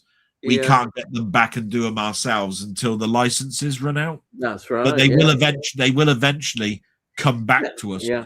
And that's when we'll do them. Which is why certain things are not being done at the moment, because they're still under license. Well, that's the reason that Scars of Dracula, that they have brought out a 4K, haven't they, before they give it back to Hammer. Yeah, I mean, if Studio Canal have got it till 2028, that's Hammer's hard luck. You can't do nothing about it. Yeah. Yeah, and they're going to obviously do what they can, aren't they? They're going to really go for it. And then we've got, here he is, Muckman Movies, Jamie. Good evening, Statler and Waldorf. He's still calling us Muppets, bastard. Yeah, he is, isn't he? Yes. And then he says, evening chats. Good evening, Jamie. Hey, I could upset Muckman Movie. Go back one. All right, go back one. I turn around and say, is that beard AI? All right. Is that oh, yeah. Is that? Don't get him. He'll get ranting about AI. I'm only joking. Yeah, he'll be going. You let him go. He'll get going. Set him off. We know full well that he did that picture. I'm only kidding. And then I like to stir it up a bit. You are stirring it up. Stir it up. David, I told it they released under they released under the Hammer label, £18 each. So I hope they aren't rubbish. Probably not. No, they may not be rubbish. They're smaller films, but just because something's not a big budget, don't mean it's rubbish. It could well be a good one. I mean, so I've questioned some of their choices in these 4K restorations that they've done. I'm going, who remembers the Black Man? I mean, what the hell is that all about? You could have why aren't you doing this like Rasputin? People want Dracula is probably the one they keep asking about. They want the original Dracula. They got so many of these film noir type dramas from the 50s, and I'm going, why are you choosing those? Yeah, but that's what they were known for before they did the horror. That's what they did. The gothic horror was, it wasn't their major thing that they did, but it did so well that, they decided to do it more. Tony says, just got the new indicator set. Oh, yeah, of Hammer comedies. You see, they did comedies. Watch the first, starred John Pertwee and Bernard Breslau as brothers. Michael Ripper plays a gangster. Yeah, actually, I forgot to mention, because Michael Ripper was in this one as playing his favorite role as a landlord. Oh, you can't beat Michael Ripper. Patrick Troughton and Michael Ripper pop up in a lot of Hammer. I wonder sometimes how international law works, because a lot of those Hammer comedies and stuff went over to imprint. because my on the buses films Yes. are done by the Australian. Yeah. This is Indicator as well. And this is Indicator have already released a lot. So yeah. how did Indicator get those? Well, they've got quite a few earlier titles, haven't they? On Indicator. we all know that big companies like Arrow do restoration as well. Yeah. But what I'm trying to get at is that it's interesting how licenses are done, because you could probably give out a license to say you could do this film, but then they'll give it to somebody else and say, but when we give you this license, it's just for Australia. You can't sell. We've got somebody else in Europe that's got the distribution rights for those. Yeah. You know what I mean? So you can't sell. You can sell worldwide, but what we're trying to say is you can't touch. The fact that this company in France, say, has got the lucrative Europe distribution rights. Do you see what I mean? Yeah. Yeah. But we know that there's a commonality with these upgrades, because nobody in their right mind is going to upgrade something that's already been upgraded unless they're obsessed with one film. They've got another negative or something that's that's not just an interpositive or something like that. I think if you're obsessed with a film, you get any copy, don't you, that comes out? But that's only usually one or two. It's not many films. You wouldn't get the whole lot, would you? Yeah. I wish I knew more about what happened to licenses when a company went under. Like Carolco, who was huge during the 90s, died a death. Yeah. Their license then went all over the place, didn't it? I mean, you could grab hold of those films, I would have said, probably for a pittance, because, the company's got into liquidation. Yeah. You know what I mean? It doesn't matter that it was under Sony or whatever it was. It went bust. So, all of those. Do you remember all those films by Griffin and all those ones that were done by DreamWorks? Oh, yes. Oh, you know what I mean? Yeah. And then you're going, where's all those DreamWorks films gone? Yeah. But it's interesting with a title like Network, isn't it? How uneven it is. There's some network titles that are really expensive and difficult to get hold of, extremely difficult, and then others, they're quite cheap.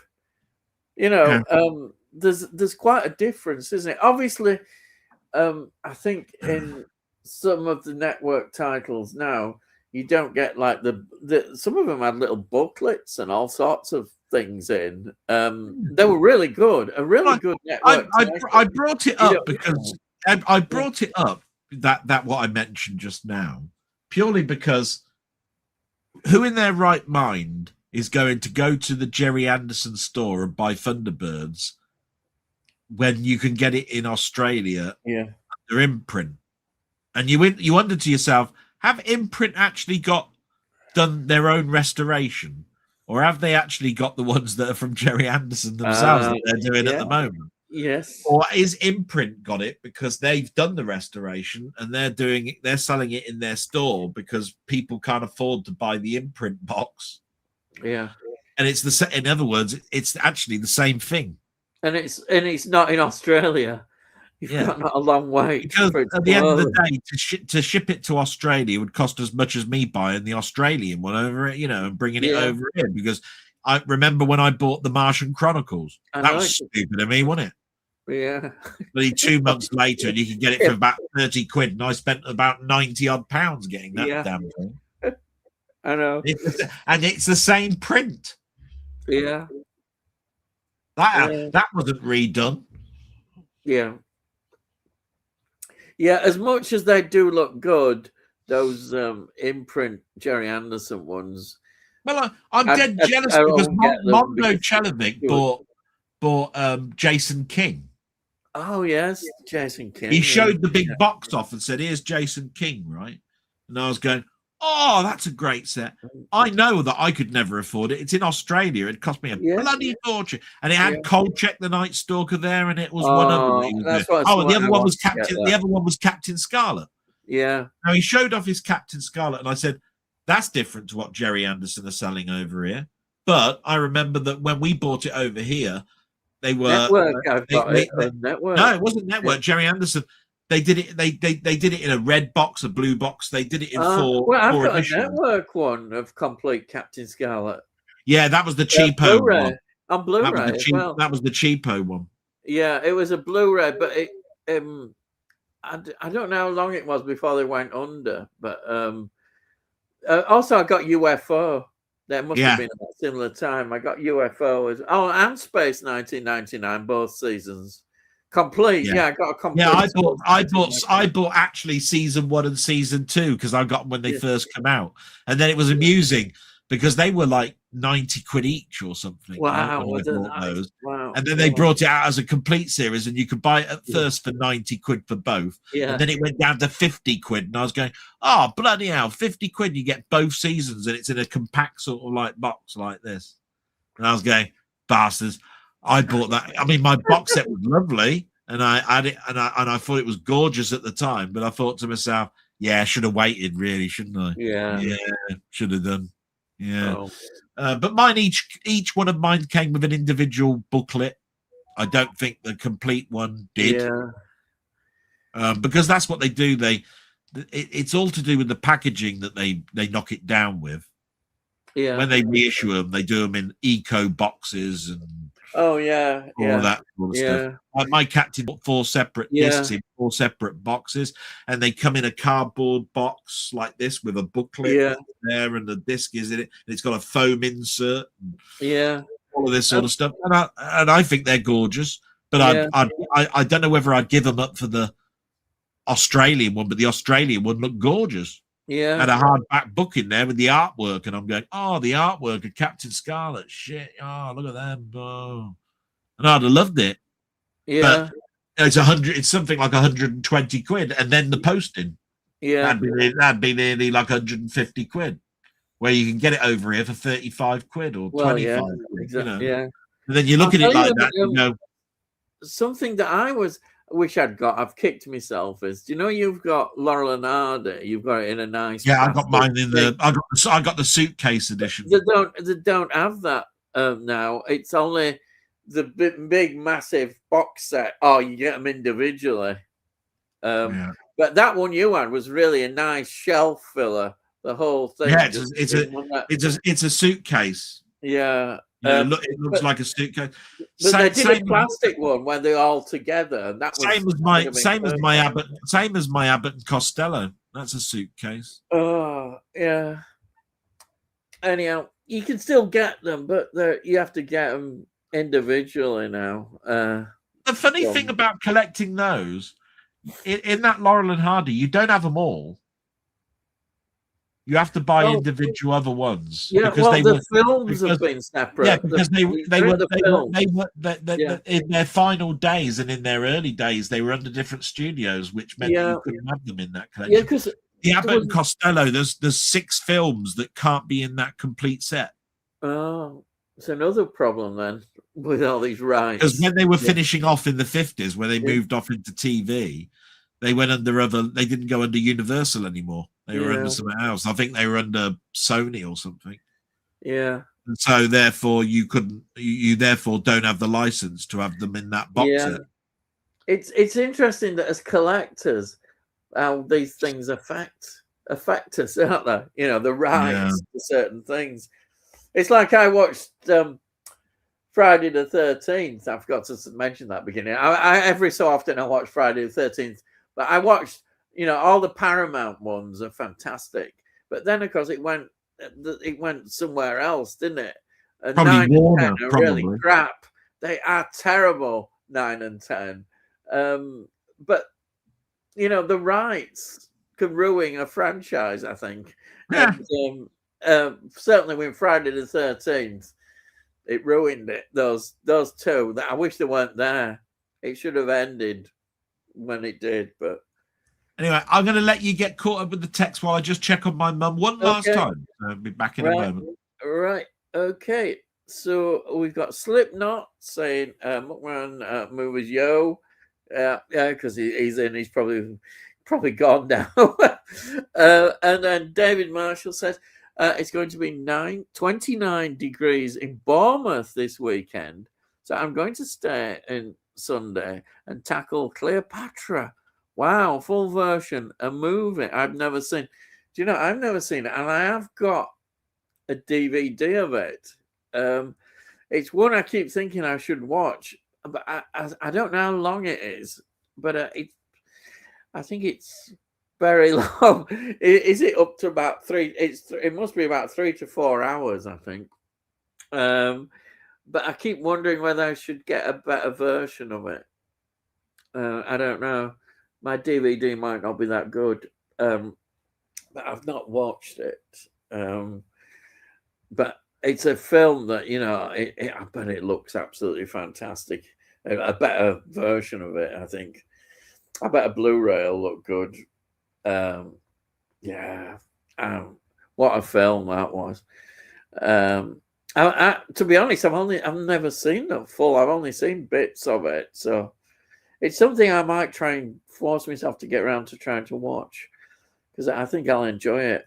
And then Tony says hi, Jamie, and then we got Rocket Bunny there, and then Tony says, David, I've already had the DVD of the one they released, a Vincent Price one, bit like Witchfinder General, but not as good in my opinion. Well, you can't beat the Witchfinder General. Absolutely fantastic. There he is. Yeah, he's back. He's gone. And then we've got Sai saying, the two reactions I love are In the Air Tonight, they go crazy when the drum solo kicks in, and Monsters by James Blunt. They just weep like a mother at her child's wedding. Wow, God. We won't talk about James Blunt, though. Tony Hawks, David, is that the Elizabeth Taylor version? I've seen it years ago on DVD, but got it on Blu-ray a while ago and still need to watch it. The running time is a bit daunting. Yeah, it is a long one, but I would imagine it was quite a troubled production. It would be very interesting to. I think I've got to watch it someday. I definitely got to watch it. It must be an amazing film to watch. Here we are, chaps. Jean-Luc Godard box set is £24 on Amazon at the moment. Works out at $4.80 per film, which is cheap, very cheap, very reasonable, isn't it? At that price, definitely. Thank you, Jamie, for mentioning that. What's on it, Jamie? I'm trying to think what I have of his, Tony says. And then Jamie says, not seen any of his stuff, but now's the time to delve into his filmography. Anyone seen any Godard? So we'll have to see. I haven't seen any of his films. And that box set does look very good. Rocket says, never heard of any of those films. And Sai says, I've never seen any Godard. And David says, Tony, I bought a Blu-ray for a tenner about 3 years ago, but it's 4.5 hours long. Oh, this is Cleopatra. I'm not a big hot weather fan, so I think I'll get some blood orange cider, a giant bag of Monster Munch, and watch. Do it. Yep, that's it. Gary, that's what I need to do with some of these films. Definitely. Yep. When I buy Project Hail Mary, that's what I have to be fully with that. Yeah. I can't wait to get that one. And I'll be going on about it, but I can't wait. And then Tony says, a good idea, David. And Tony says, Breathless. These are the ones on that Jean-Luc Godard one. I know they say Jean-Luc Picard.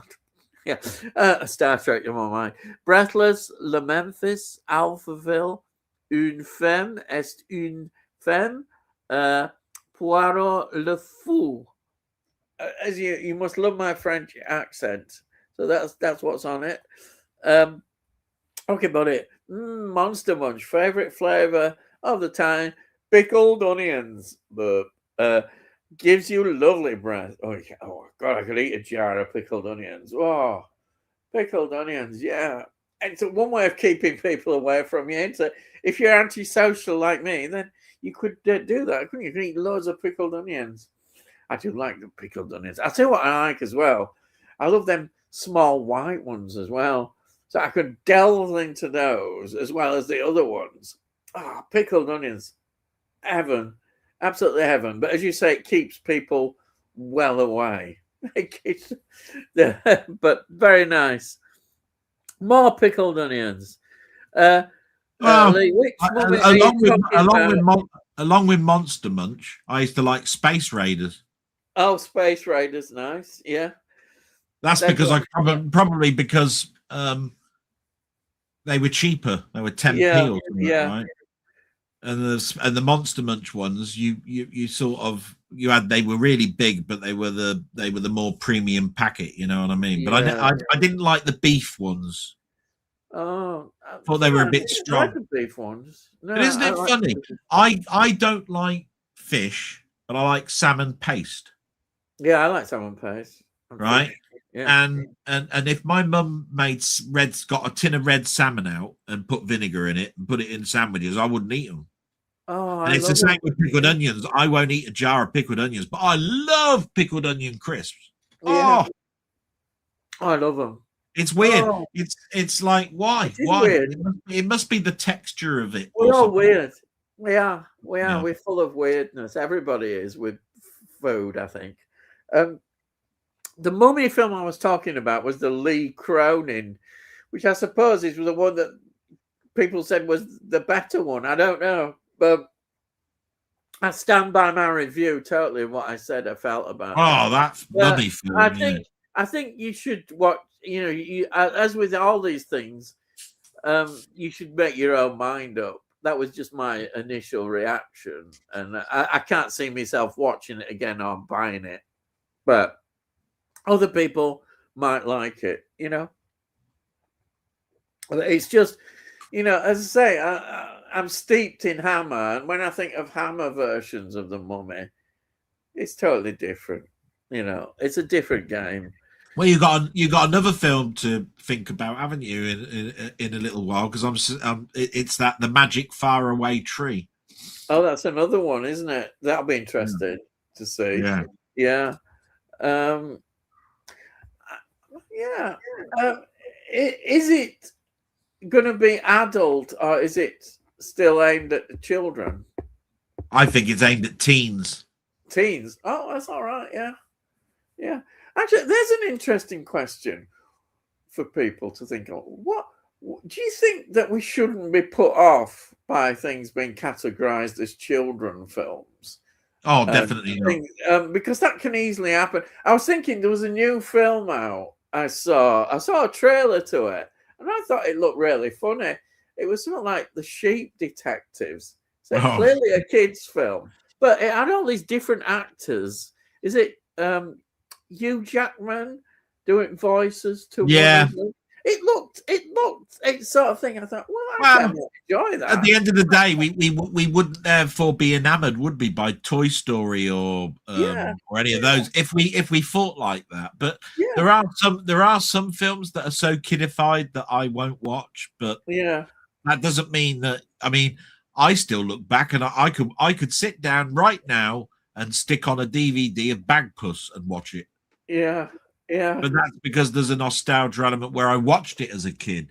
But if I'm an adult and then I'm looking at something that's aimed at kids today, there's certain films that I'll watch and certain films I'll go, no. I mean, Kung Fu Panda, I mean, that's really aimed at anybody, I suppose. And you've got to remember that kids go to these things with adults. They've got to put some type of adult for adults as well. You're right. You know, the adults have got to watch it with the kids, and they're going to get really pissed off if there's not something for them in it. There's bound sure to be a risque joke in there that the kids won't understand, and the adults are going, Jesus, how did they get away with that? You know, I mean, a good example is Was Wallace and Gromit really aimed at kids, or was it more adults? I think it's just general audience. Yeah, GA. yeah, GA. yeah. But yeah, I saw that Sheep Detectives, a trailer. I thought, oh, this is a batty idea, but it looked quite good, and it was aimed, I think, at kids. So I might give that a watch, because I think perhaps we should do. Now this might be more up your street. I think this side says I went to see Mortal Kombat 2, pure popcorn escapism. It's not going to win any awards, but it's fun. Well, that's it. What more can you ask for? This is what we actually talked about Mortal Kombat just before we came on. Yeah. And we were talking about, but it's a game and it's turned into a film. And I turned around and I said to you, didn't I? I said, forget about the game for a moment. What you have to think about is do these characters work in a film scenario? So when I mentioned Raiden, didn't I? Right. And I said, if you knew nothing about the game and you saw this character, Raiden, he's got lightning coming out of his hands and all of this sort of stuff, right? Does it fit with the story? Do you recognize that he's a leader and that everybody is sort of like looking up to him, and you've got all these other characters and they're fighting in this tournament and all of this sort of stuff? Does it work? That's what you need to do. It's like what Sai said. It's pure escapism. You don't really need to know it's based on a game. Does it work as a film? Resident Evil's another game turned into it. Silent Hill is another game that's turned into a film. Yeah. And all of these things, you just need to know, do they work if you put a story around them? Because the thing with Mortal Kombat is it's a very loose story. The game all the arcade machine does is portray all of these characters that you choose one of, and then you're battling another one, and it says that you're in a tournament and it's a battle to the death, and there can only be one winner. Well, that's what the film will be then, won't it? Because it's a tournament and you put a story around it and you make it into an hour and a half film, and then it's pure escapism, isn't it? Because you realize you didn't need to know about the game. Yeah. It's just the characters in it. Good point, yeah. So, as far as I'm concerned, Sai's got it spot on. Forget about the game. Is it a good film? We can get easily influenced in whatever ways. It's like I don't think a lot of people like him now. Jack Black. And he was in some games film. Was it Minecraft? He was in Minecraft last. And he was in Minecraft that last immediately year. turned me off. I thought, oh yeah, it doesn't sound very good. Like I said, Minecraft is a phenomenon of a game. One person wrote it, and he basically retired. He sold it. He sold it for millions. Yeah, Microsoft, believe it or not, and then he gets money from that film because he was lucrative enough to say, you can have the game and you can design it, you can put it out there, but you have to run certain things past me, and the licensing for it all comes to me. When it comes to toys and cartoons and all of it, that's what LucasArts did, with John, with Lucas films. At the end of the day, he weren't stupid, was he? He brought out a film and he said, okay, but all the likenesses and the toy stuff, that's all me. And he retired off of it. One film, goodbye. You know what I mean? Don't need to do anything else now for the rest of my life. No, fair enough. Just sit back and watch the royalties come in. Thanks very much.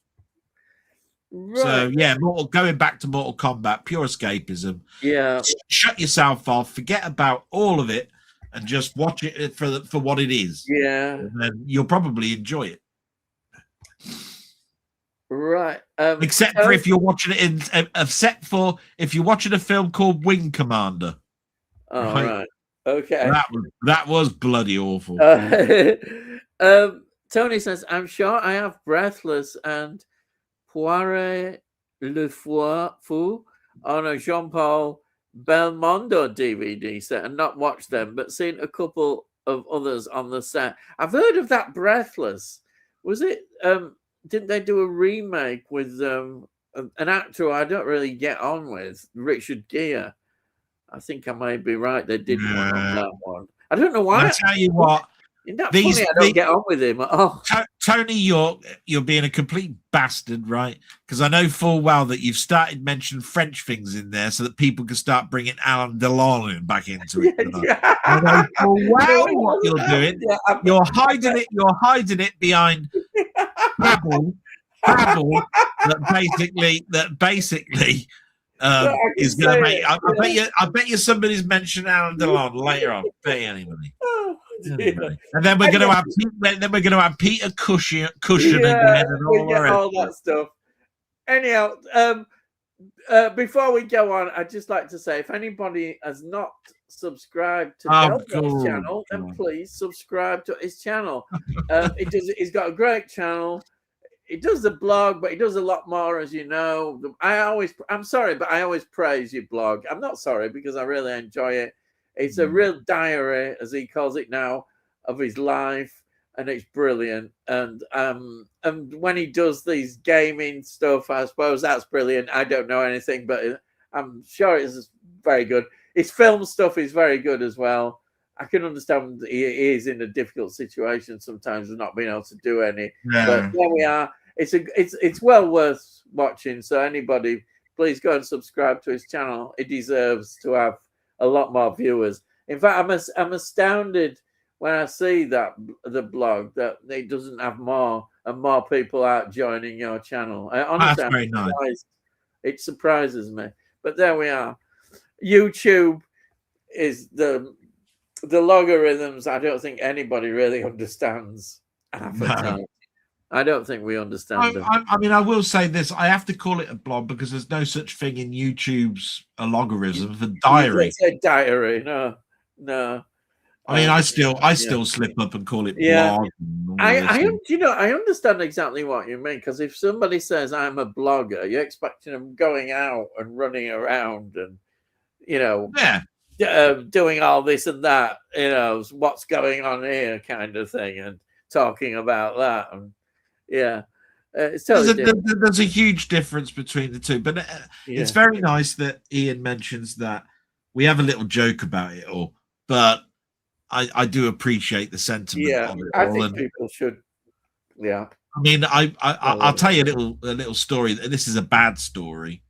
I told everybody in here, and I told Sai, I've ordered Deep Red, and I got an email today saying we were supposed to send this out to you, and it's out of stock.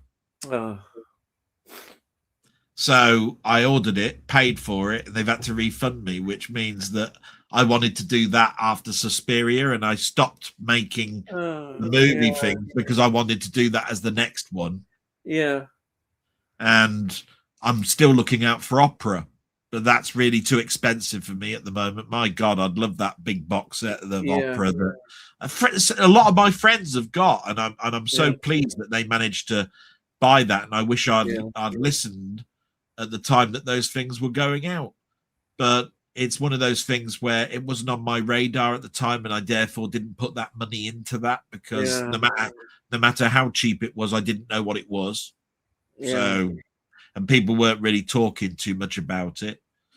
And then all of a sudden, you guys have been saying, "Oh, Opera's great, D-Red's great," and I'm going, "Oh, all these bloody ones that I could have bought, I never bought them." And then when I want to buy them, they're like inflated prices. So there we go. It works out like that. I think my next one will probably be Mona Lisa, or it might even be Taking a Pelham 1, 2, 3. Now that I've watched that, because it's now recently in my mind. But I watched Mona Lisa, and that was brilliant again. I was going to say that's a very good film. It really is, that one. Yeah, I like that. And there's probably a lot of stuff in my movie database. When I do my stuff, I do my little database thing. Yeah, and it shows all this bit of like how much it got at the cinema, what the story behind it, how the production was troubled, blah blah blah blah blah. Yeah, and I think there's probably a lot in Mona Lisa that people might not know about. Probably quite a bit for Pelham 1, 2, 3. Yeah. Being that far back, 70s. Yeah. And you love the 70s. Of and I like course. to do things. I like to do things that you're into, and you've just done a top 70s films, and I could do that. And it basically fits in quite nicely with the fact that you've just recently brought to mind how good 70s films are at the moment. So They are. Yeah. I might just do it from that perspective. Yeah. Yeah. Yeah. So thank you very much for being thank you very much for being a big supporter of me, Ian. Is what I wanted for me, to the say. 70s is kind of a rebellion against because of my age. I think is that everybody's always going on about the 80s all the time, 80s, 80s, 80s, and I wanted to prove that I think the 70s is actually better, even better. Maybe not. Oh, it depends how you look at it. But it's like it's 80s is 80s and 80s, but the 70s has got some absolutely brilliant films, absolutely brilliant, including that one that's behind you as well. Yeah. But, there we are. Anyhow, I better get on because we'll be here to a long time. So we've got Jamie said, I had Ingmar Bergman weekend. I watched Wild Strawberries and Fanny and Alexandra. Yeah, really enjoyed Wild Strawberries. Something resonated with me with it. Ingmar Bergman is so well talked about amongst film people, but I confess I've never seen any films by Ingmar Bergman. But it's one of those that you hear about and know is well respected. So that sounds good. Somebody one day I may look at. Yeah, I may do in the future. Who knows? Rocket Bunny, I finished watching all the Harry Potter films in 4K last week. Enjoyed them so much. I'm playing Hogwarts video game now. One of the best games of the film, in my view. Great role play game. Is that a role play game? Yeah. I'm guessing. Yeah. I actually bought that Hogwarts game in a kex, a sex, whatever you want to call it. Yeah. I think it was like $4.99 or something. That's cheap. And then somebody told me that they knew the person that wrote the game. Oh, I think I was in a Mainmeister stream, and he came in and he I think he said that he helped co-write it or something. Yeah. It's funny because so many people could be walking past you in the street and you don't even know that they were half developing some of these AAA titles. That's what makes things very, very interesting for me. That people that that are just passing you by could be the person that wrote Forza Horizon 6 or something. You know what I mean? So yeah, I love all that. And I'm so glad that he enjoyed the Harry Potter films. I bought them very cheap. I loved them. I bought a 4K box set. I bought the tin set that was advertised at 199 quid, and Amazon kept putting it up for sale for about 70 or 80 quid. I picked it up, and then I think it was, and I might be wrong here, and I don't want to diss it, but I think it was Euphoria Pictures turned around and said it was they're not very good quality, the transfers. I watched the first 3, and I thought that the picture quality was quite good, but he's got a very expensive TV, you see. Yeah. So I'm not I wouldn't diss it, and it might well be that when the more technical your picture is and the more calibrated it is, the worse it possibly looks. Yeah. I always look at it and say, if blacks are black and whites are white, it's probably a good thing. And I don't look that closely to zoom in on a certain section and see that AI have touched this up or whatever it is. I don't really look that closely, but I'm with Rocket Bunny.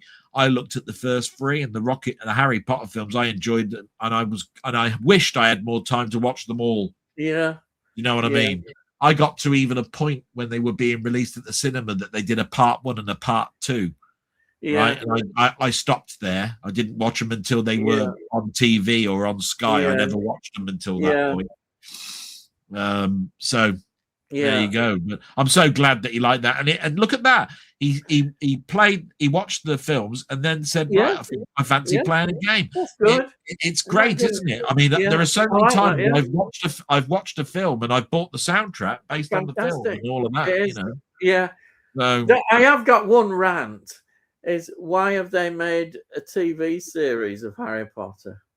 There's no need, absolutely no need to do it. It's cash in, isn't it? Yeah, it's sad really that they're doing it. You know, they didn't need to do a Hobbit or anything like, or a Willow TV series. They flopped, didn't they? They flopped, anyhow. Yeah. You think they'd learn, but they don't. Sai says, not sure if you know about this, but the puppeteer of Rocket in Project Hail Mary is eligible for a Best Supporting Actor nomination. I hope he does. I think I'm totally with you. Yeah, why not? Yeah, totally with you. That's bloody good, though, isn't it? The puppeteer. Yeah, why not? Because he's brilliant. Absolutely brilliant. Yeah. People who haven't seen the film now go, what the bloody hell are they on about? We're not going to say anymore, but yeah, I don't want to say anymore. And then Rocket Bunny says, also watched my 4K of Carpenter's The Thing remake. So good. Yeah. Yeah. And I think everybody knows that's probably my second most film that I've got more copies of. I don't know. Star Trek the Motion Picture. It comes out as a re-release in a different box, and I go, "Oh, God, buy it!" Oh, I must have 24 bloody different versions of the thing or something, right? I've got one set in a slab of ice, and I've got one box with a different cover, and one with a steel book that's embossed. You still keep buying them. You'd still do it, wouldn't you? I'm terrible with the thing. It really is. I just go, the thing, or Escape from New York. That's another one. Like, they brought another Escape from New York. I've got to have that. Oh shit. Oh dear. And then we've got saying, Rocket Bunny, will you be watching the Netflix Harry Potter? Well, that's interesting. And then Sai says, The Thing is probably my favorite horror movie. Oh, right. Yeah. It really is up there, The Thing, isn't it? Really. Rocket Boy says, probably not, as I think this is Harry Potter, especially having rewatched the films again. Considering the ending of the film series, I wish they would have done a new series with their kids. Oh, yeah. That's an interesting idea. Yeah, they could have done that, couldn't they? There's so many ways that you could go with it. You could actually, while the films were going on and Harry Potter was doing this, there were these other kids that were in the class that were a part of these other groups that were doing something else, but knowing that this was going on type thing. You know, like you see Harry Potter walking around in the background and you go, I know where he's going off in this part of the film. This is where, and these people were sitting on the benches talking about something totally different.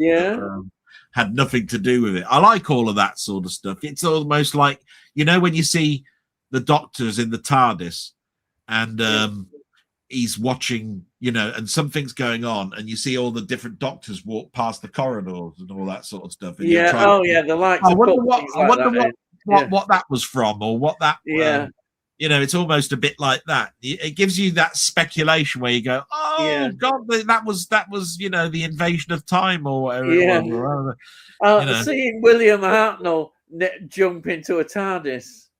Yeah. Is at the moment when he escapes. You see these two technicians saying, somebody's just switched on a TARDIS that's in our wrecking yard. What's going on? And then you see through the scanners that he's walking there, just about to go in through the door or something. You know, and then Jenna Coleman will come up and say, I wouldn't nick that one. I'd nick this one. You know what I mean? It's like. So Susan would have been in the TARDIS, living there already. Oh, we don't know, do we? It's weird. Is she his granddaughter by blood? Or is she adopted? Yeah. We don't know. Does she just call him grandfather because he was old? Yeah. Yeah, because that's never made clear, is it? Somebody, I think Mainmeister said it over on his Friday blog. He said, there are so many people that in your family come in. They're not blood relatives, they're friends, but they're so friendly and they're so been in your life for so long that they become uncle. and kids call them that's uncle this and uncle point. that, and yet they're nothing to do with uncles. Yeah. So it's the same sort of thing. For all I know, that grandfather and granddaughter type thing is just something that they said, but when actually they're not even relatives at all. Yeah, I think it's interesting because Hartnell was also like his attitude to Dodo, that she was like a replacement for Susan. Yeah. He just saw bits of Susan in her, So. Yeah. All right. By the way, what was the last Doctor Who review you did? Was it Power of the Daleks? Was it? I'm trying to think. What's the story after Power of the Daleks? Well, you can't do that. That's the Highlanders, isn't it? No, but that's available. I think I've. My brain's gone, but I think I may have done another one. I think I'm sure I did another one. I think you did the Power of the Daleks, didn't you? I did the Power of the Daleks. Well, maybe I haven't. I thought I had done another animated Patrick Troughton one. I think I may have done. You've done I think you've done the Underwater Menace. I think. Yes, I've done the Underwater Menace. Yeah. It's just I was watching Power of the Daleks last night. Couldn't get to sleep. Oh, right. Oh, you did? Yeah, Moonbase was your most recent, it says here. That's it, Moonbase. I've done that one, yeah, Moonbase. I like the Moonbase. I do. And as I said in my review... Changing the weather, that is, isn't it? I was really glad that at least we had 2 episodes that we could actually see what the story design was. And then it kind of helps the animation, I think, and I enjoyed the animation better than because of that. I think because we had 2 episodes. Whereas when there's no, animation, when it's all animation virtually. To me, it's chalk and cheese. If you watch the Moonbase and then you watch Power of the Daleks, Moonbase's animation is so much better than Power of the Daleks. It is. I agree.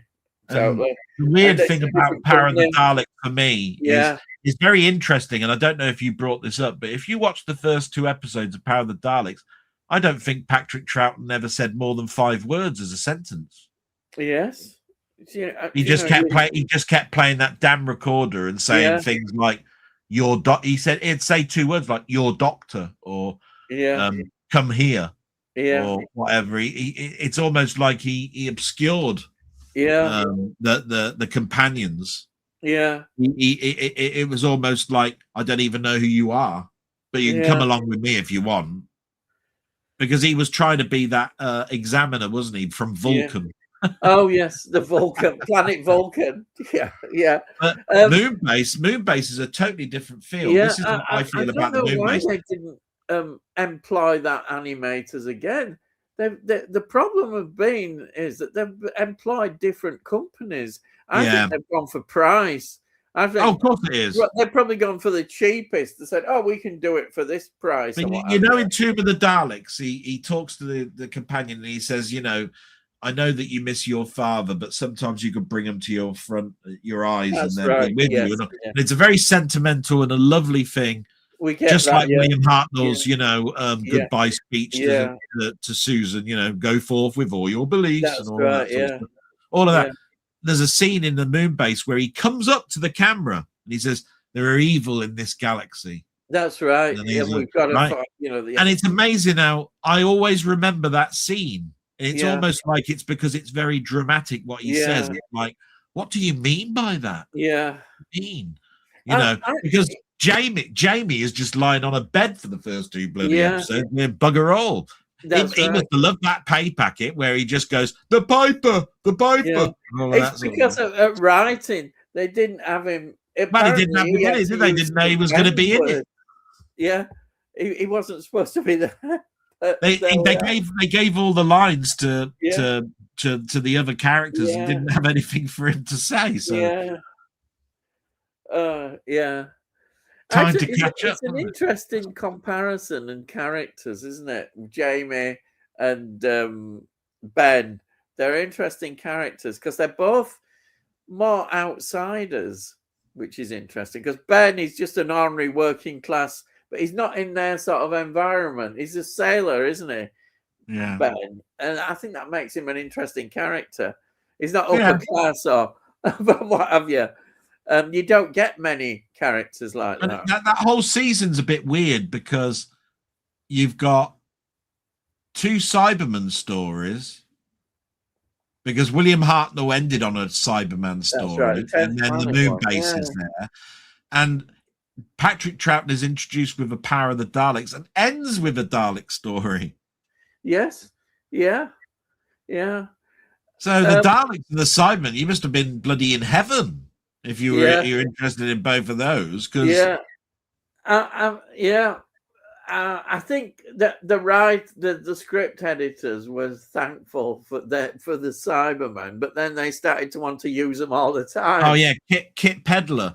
Well, yeah. The interesting thing about Kit Pedler was he wasn't like Terry Nation. I think he was much more open to saying, "Yeah, you can have him if you want." Yeah, Terry Nation was right. So and so he was. Well, he was. It's amazing how he was a scriptwriter on so many ITV productions, and yet he kept fixating by saying, "Oh, the Daleks are mine." Yeah, and he had all that. He was doing all that stuff on Man, in the Saint or something, and all of that sort of stuff. I mean, he had enough money, didn't he, coming in? Yeah, yeah. Well, he didn't like people. They had to go and say, "Well, we've got another writer to do a Dalek story." They had to have permission for him to. I think it was David Whittaker, the writer. He did it. He was able to do the script, but it was only because he was busy doing the Baron. Apparently, he was doing the series the Baron, so he couldn't do the Dalek story. So he had to let go and say, "Okay, I'll let them do the let that writer do it." But that's what he was like, wasn't he? Yeah. Right. Let's have a look. David Marshall says, I wonder why Italian actors give themselves English names. George Eastman, Terence Hill, Bud Spencer. Well, I don't know. Maybe it's easier for them to get work. That may be the point. It could be the film equity, isn't it? They always turn around and say that you can't go with your name, then you have to go with another name, and they say, "Oh, that one's taken," and all of that sort of stuff. Yeah, but I suppose it does make them more attractive. I think so, because if you called, I don't know, Luciano, whatever, people say, "Oh no, I'm not." They don't want that name. They don't want it. Yeah. I mean, it's funny, isn't it? Because it's a good job Arnold Schwarzenegger didn't do that. Say, "Oh, nobody will remember Schwarzenegger. We'll call you Smith." Yeah, Arnie Smith. Yeah, I know. It worked for him. It worked. Arnie Eastman. Yeah. Is Sylvester Stallone his real name? Or is he? I think it is. Yeah, because it's Jackie Stallone, isn't it? So yeah. Right. And then Si says, I think they did it to sell the films to the Western market. Exactly. That's what it's about. Yeah. Tony said, David, as far as I know, it was appealed to English-speaking audiences, probably mainly in the US at the time. Italian directors often did the same. Yeah, well, they went over to America, some of the Italian directors as well, because it became a thing to go over. And copy Westerns. The Westerns. Because not everybody has got a surname like Delon, have they? They could easily pronounce. Yeah. Because they didn't know that there was an old duffer 40 years later that couldn't that was that, for the confluent.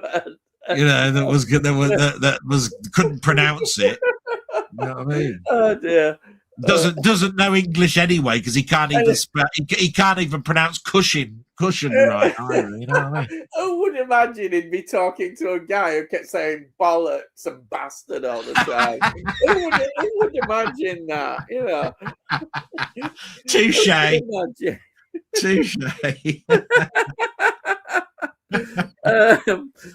Then Si says, I don't use language like that. How dare you? Your mum would be shocked. I bet she thinks, "Oh, he's a right." I bet you any money. I bet you any money. You do a little game and say, "I wonder how many times he says bollocks tonight." I'll count it up. He said it 36 times last week. oh, Counted them up. He used to say, "I don't know." It was always. I sometimes thought bastard got more of a. Bastard. Yeah. Well, wow, you can't use the word bastard without talking about Tony York's, can you? I mean, what a bastard how many times does poor Tony York get mentioned? Tony Bastard York. Tony York corner. How many times does that get mentioned?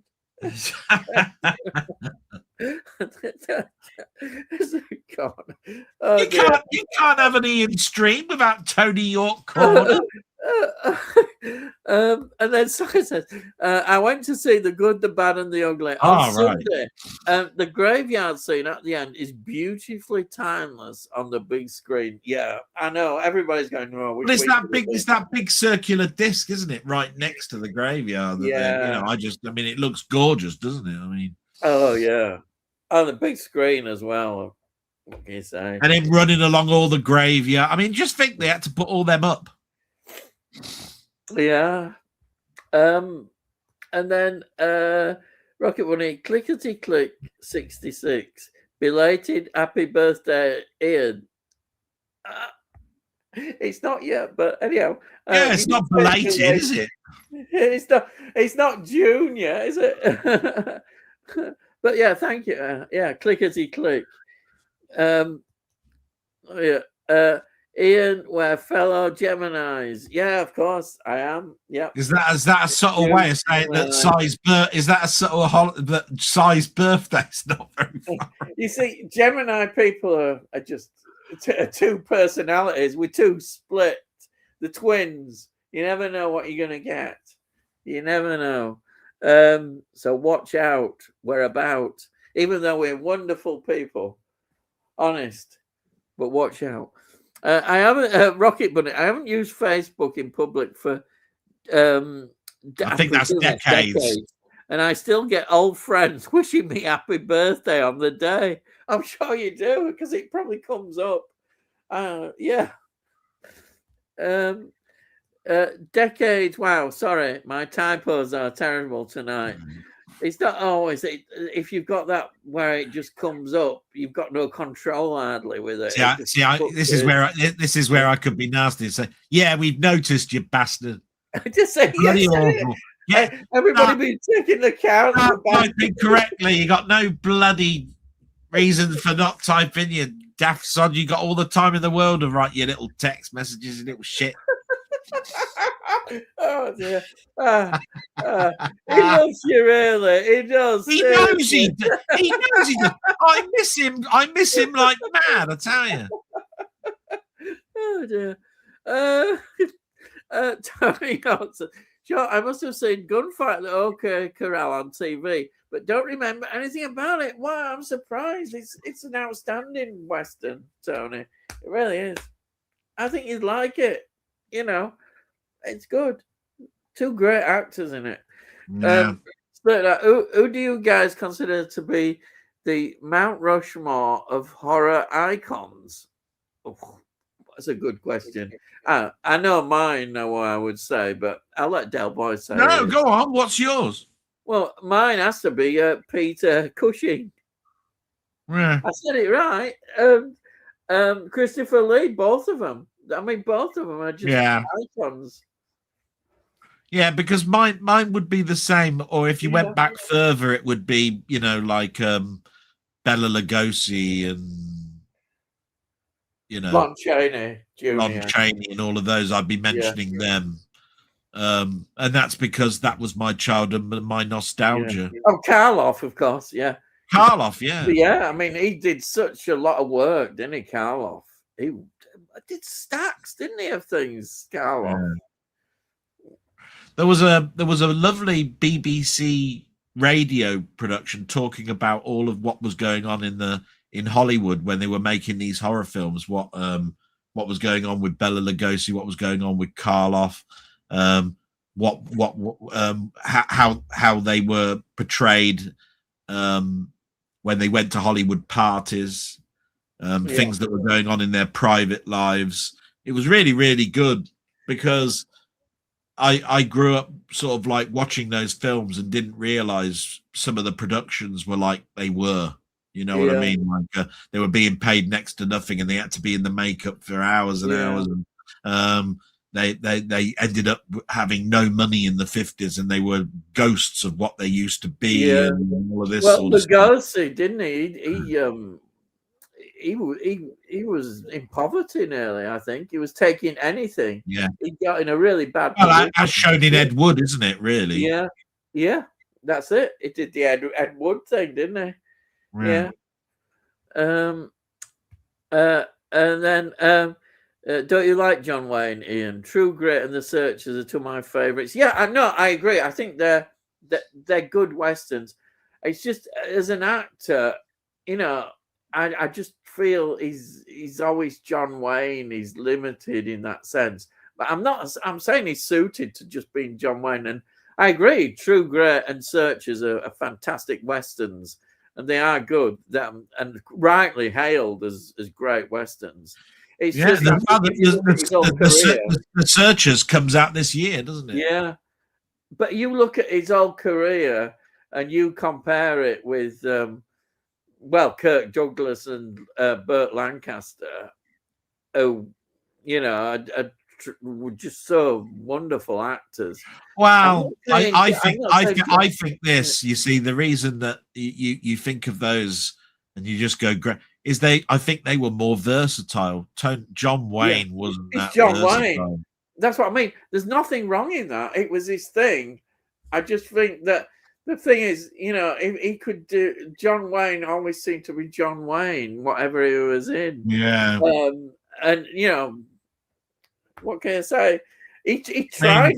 Kirk Douglas. 1 minute he's Spartacus, the next minute he's a cop in New York. He just very good actor, very good. And Burt Lancaster, he was a prize fighter in an early film. Then he was a Viking, and it's like wow. Yeah, plant him anywhere. Same with Tony Curtis a little bit. Yeah, Burt Lancaster for definite. Yeah, I've just actually today I have just ordered for my birthday the Burt Lancaster film that I found is out of print, and I've had to pay a bit more for it, but I had to have it. I just love. Well, I've been watching more Burt Lancaster films. I think he's. So are you gonna buy the Birdman of Alcatraz? That's the one. That's I'm surprised. Oh, right. I didn't realize it was out of print. Yeah, Telly Savalas is in. Telly Savalas is in there. Yeah, but I've ordered it. I'll be honest. I paid just under 20 quid.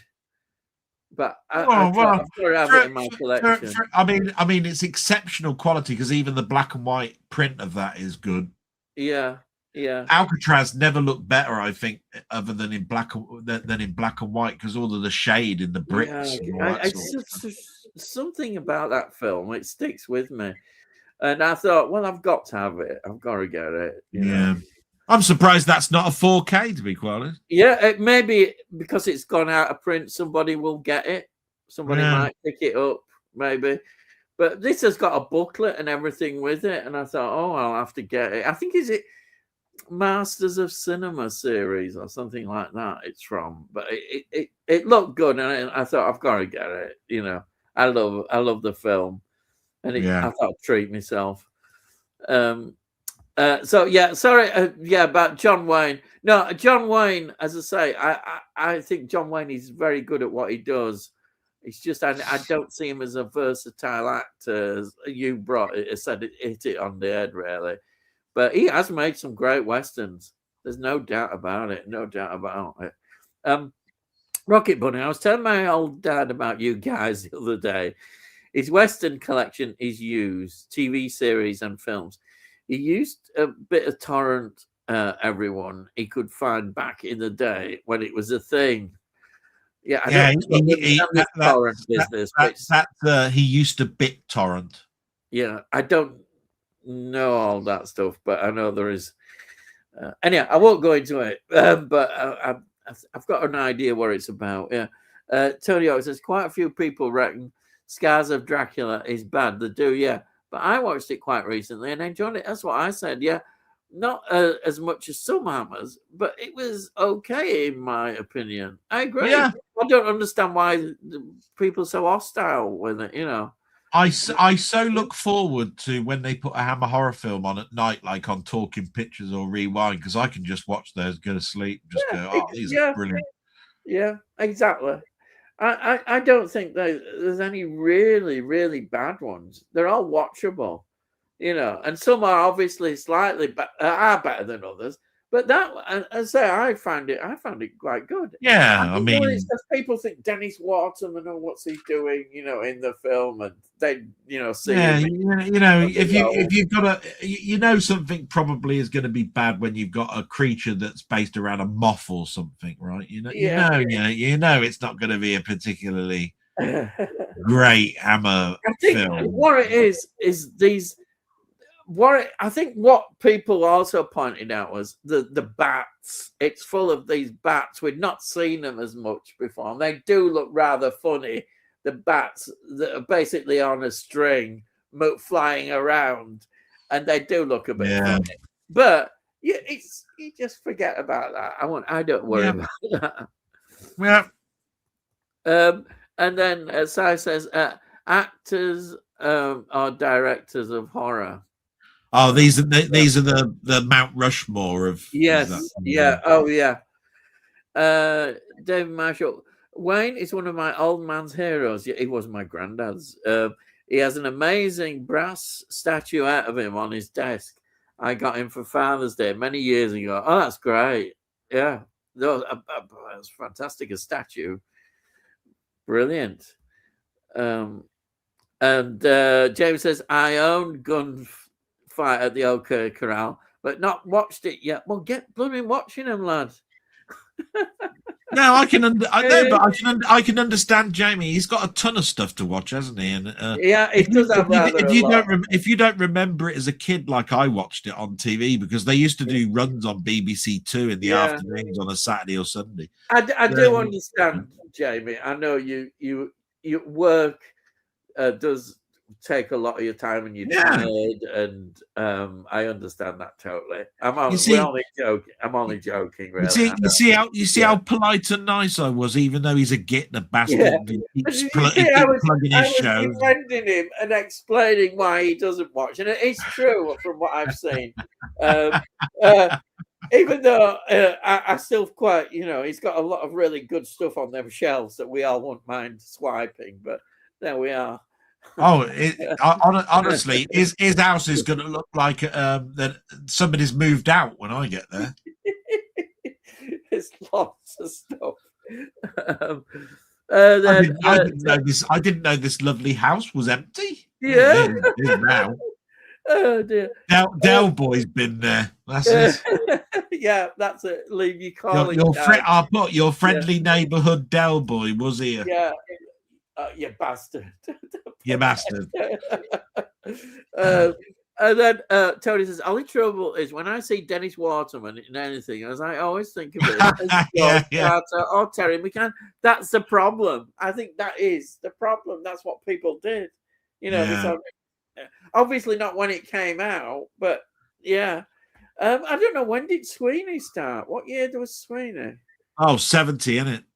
It's the same year. Because that is 1970, so he perhaps went straight into Sweeney. I'll have a look. I'm pretty sure it's early 70s. Hang on. But yeah, Scars of Dracula, 1970. The Sweeney year. 1975. Oh, well, there's still 5 years. Oh, well.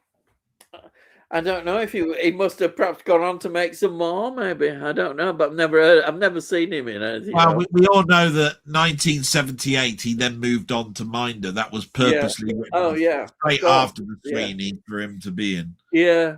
No. A Rocket Buddy says, speaking of Trout and Ian, Have you heard his son Michael playing the second Doctor in the Big Finish Yeah. audios? He's amazing. Sometimes he sounds just like his dad. Continued. Recommended listening to some trailers on the Big Finish website. Yeah, Well, his other son's David, isn't it? David Troughton, and I think there's Michael Troughton. I think they've both been tied in with Doctor Who. I would imagine I think there was a doc. I think his autobiography is in an audio book.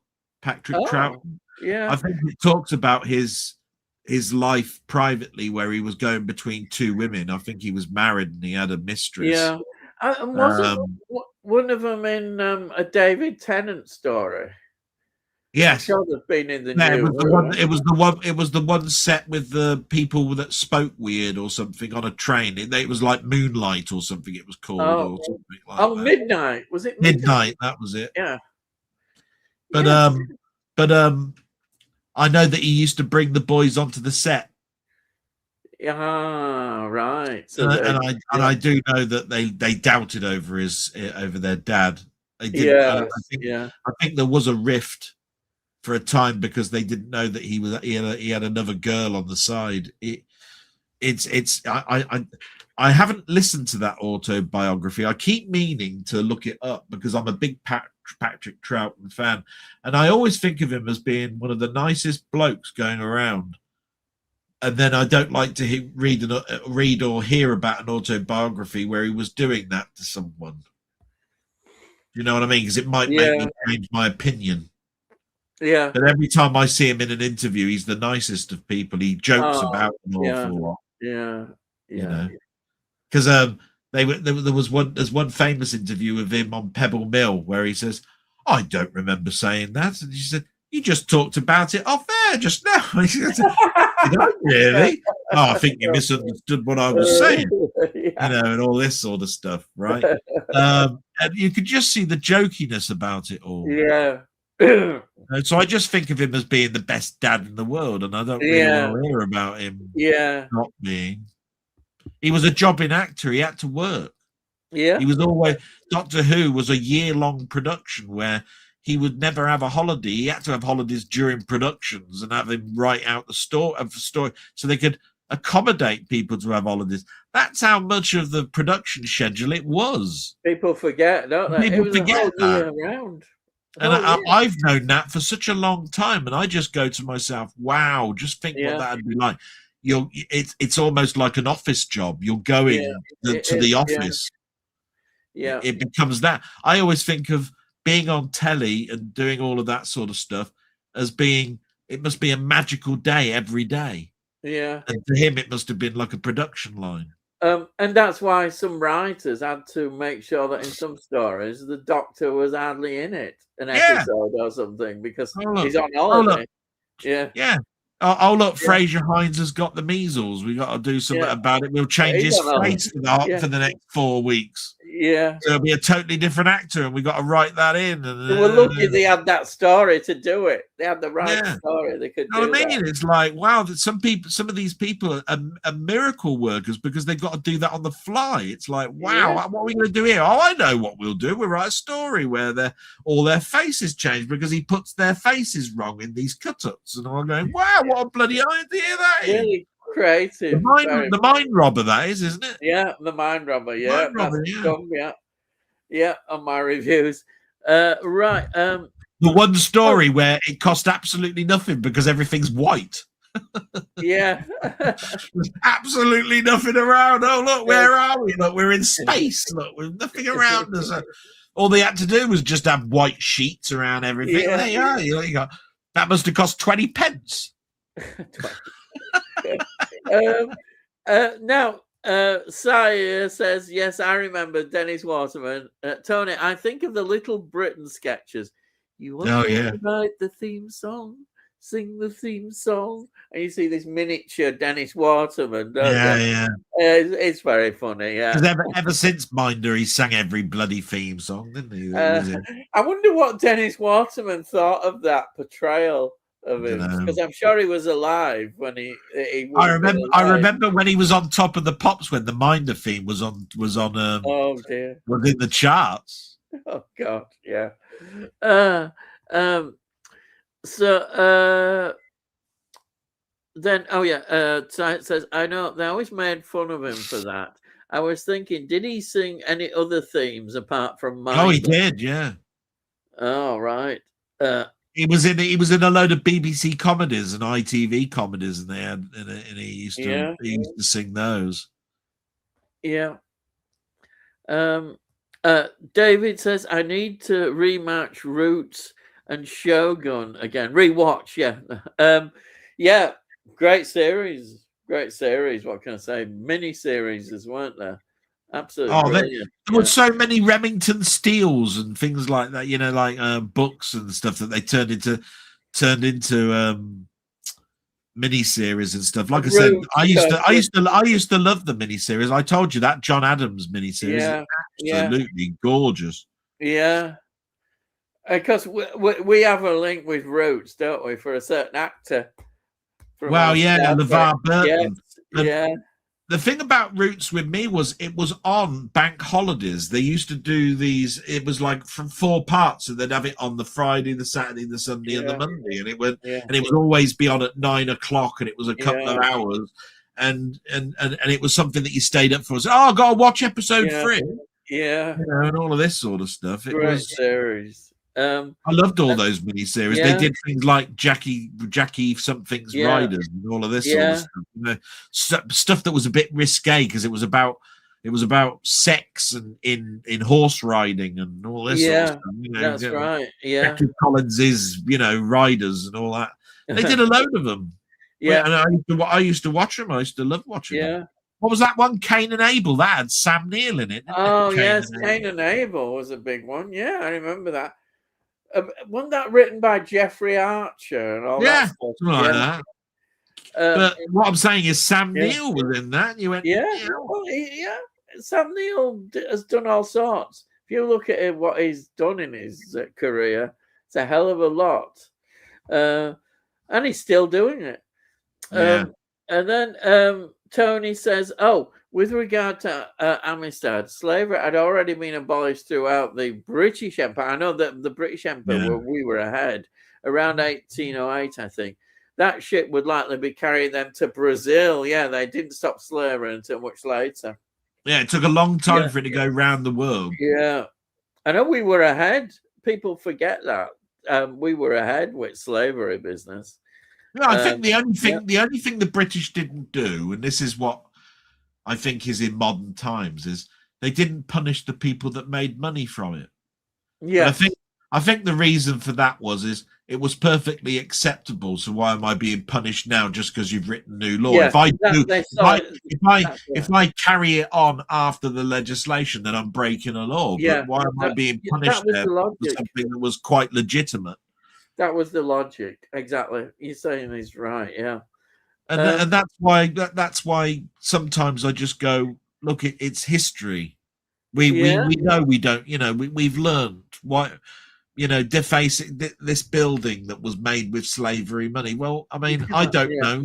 For all I know, the steel rods that's made in this house or something has probably got slavery attached to it. You can't do it.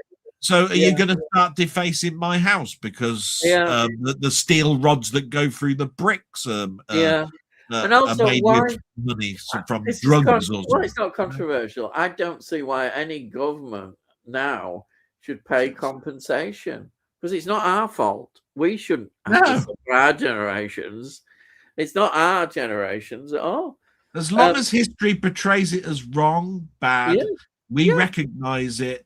We write about it in a way that you understand that this is wrong. Then we've learned from the mistakes, and we move on, and we document it in a way that is acceptable to that kids will understand now that it was wrong. It's like World War II when you document that. It's all bad, but you're not going to every German that comes across here. We're not going to start turning around and say, "Oh, your grandfather did this," or whatever it was. About my grandfather, he was enlisted or something. I know you can't do that. Have any of you seen that Sam Raimi's next directing project is a remake? Oh, of Richard Attenborough's Magic.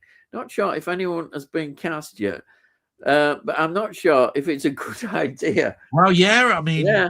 you've just told me that. I didn't know. As anybody knows, Magic is one of my favorite films. know it is, yeah. It's got, you know, obviously Anthony Hopkins in it. Yeah. It's anything to do with ventriloquist dolls are pretty good with horrors. Yeah. So Sam Raimi could do something pretty good with that.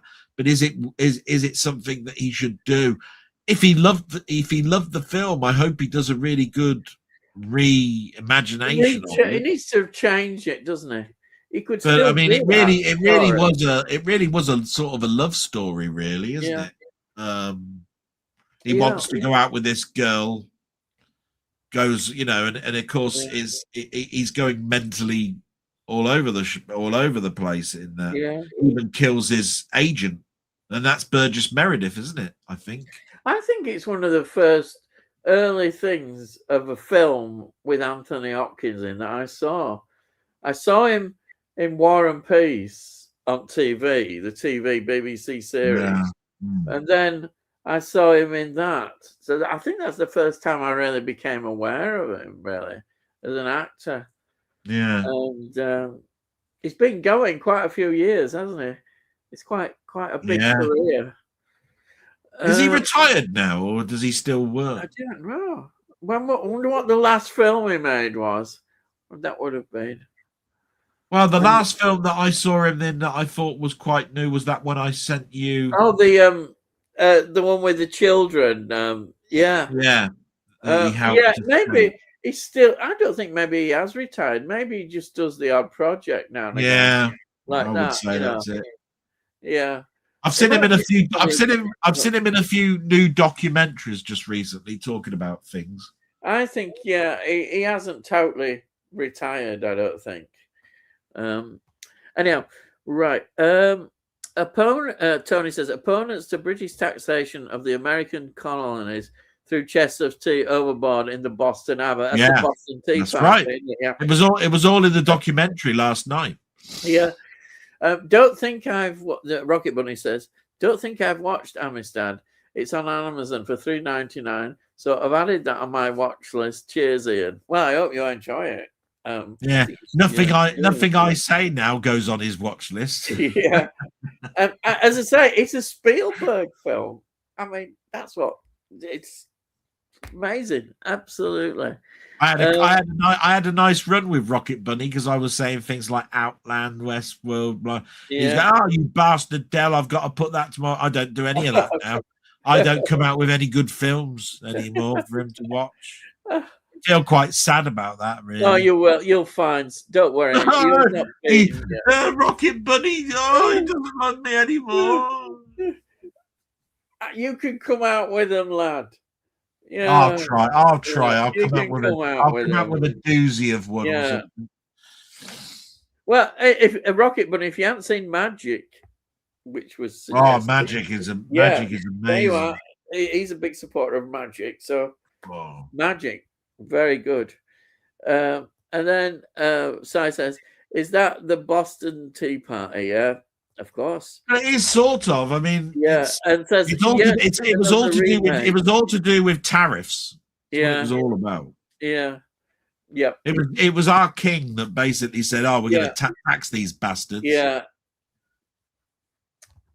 And then David Marshall says, "Got to shoot off early tonight, so have a good evening, and hope you all have a great bank holiday. See you next week." Thank you, David, for joining. I know you've gone now, but if you do watch any replay, thank you for coming on, and every week you're always welcome. Hang on a minute. Yeah. So you've swapped off, you bastard. What's all that about? Hey, you don't escape just because you got to go off to bed, right? You stay up and you watch it. There's none of this. Oh, I'll watch it tomorrow and watch the rest. What's all this? There we go. Hey. You little bastard. Come back there here. You are. God, I'd be a rich man, wouldn't I? For if every time he said, a pound every time he said bastard. Yeah, I'd be broke. If somebody turned around and said you got to have a swear jar, Del, that'd be it. But if you probably can't, there's probably 4 swear words in my blogs. Yeah. Because I usually say, "Oh, excuse my French." Yeah. And I don't say that more than 4 times. Do you think that the French people, if the same happens to them, do they say, "Excuse my English"? Excuse my English, yeah. Do you think they say that? No. Well, then again, I mean, Peter Kay does it best, doesn't he? All these stupid sayings. Yeah. I'll knock you into next week. Where's next week? I'll tell you something for nothing. You know. Well, so what's it going to cost me? Is it all of that sort of stuff? Yeah. It is amazing, all that sort of stuff. My mum used to turn around and say, You better not pull that face, because if the wind changes, you'll stay like it, right? Because I used to go, you do that and the wind changes, you'll stay like it, right? I used to believe that. I don't know where that came from. There's all of that sort of stuff that we through our years that made up our childhood. I think we miss our childhoods an awful lot. Oh, we do. Childhood. All the sayings, all the things we did. It's amazing childhood. And then Rocket One says, "See you, David." And Tony says, "Yes, if I remember correctly, I think the protesters disposing of the tea dressed as Native Americans." Yeah, I've seen pictures of that, sort of paintings and drawings. I think I'll download the iPlayer thing and send it to you. I think you'll genuinely be interested in it. Yeah. Really was. It was that Horsley woman, the one that does all of the stuff about the Tudors and all of that sort of stuff. She really does make history really nice to watch. Very good, yeah. Tony says, "Night, David." And then Rocket Bunny, "Sounds daft, but I first became aware of Boston Tea Party after the cover of a song by the ex-lead singer of Marillion, Old Fish, great song, on a covers album. One of the first in the 90s. Oh, well, that's it. See, I wouldn't know, because I wouldn't be listening to Marillion. So Marillion. Yeah, I've got some of their albums. Yeah, they're all right. Even I don't mind the new leads. After Fish only did 4 albums, and then he left. And I think his name's, I've forgotten his first name, but it's Hogarth. I think Hogarth, the lead singer. I quite like him. I don't mind the new lead singer. Rocky, but as a relative latecomer to the 4K world, I concur with Del. Oh, bloody hell! The quality with 4K versus Blu-ray or DVD is immense. However, you need a larger, good TV to appreciate the resolution, HDR, etc. Yeah. All right. Oh, by the way, Ian, I'm just uncomfortable for a minute, so I've just okay. Well, somebody's in that you mentioned earlier. Jim Jam. See, who said his name 5 times, you gits? Yeah, well done. Oh, Jim Jam, welcome. You may have heard the insults earlier. You always get insulted. Oh dear. And then Sai says, "Hi, Jim Jam," and Tony Hawks. Blu-ray is usually good enough for me. Normally, I only get up to a 4K now if it's a particular favorite, or it's a special edition, as in the up-and-coming Zulu Dawn release. I tend to be with you, actually. I get more Blu-rays than 4Ks.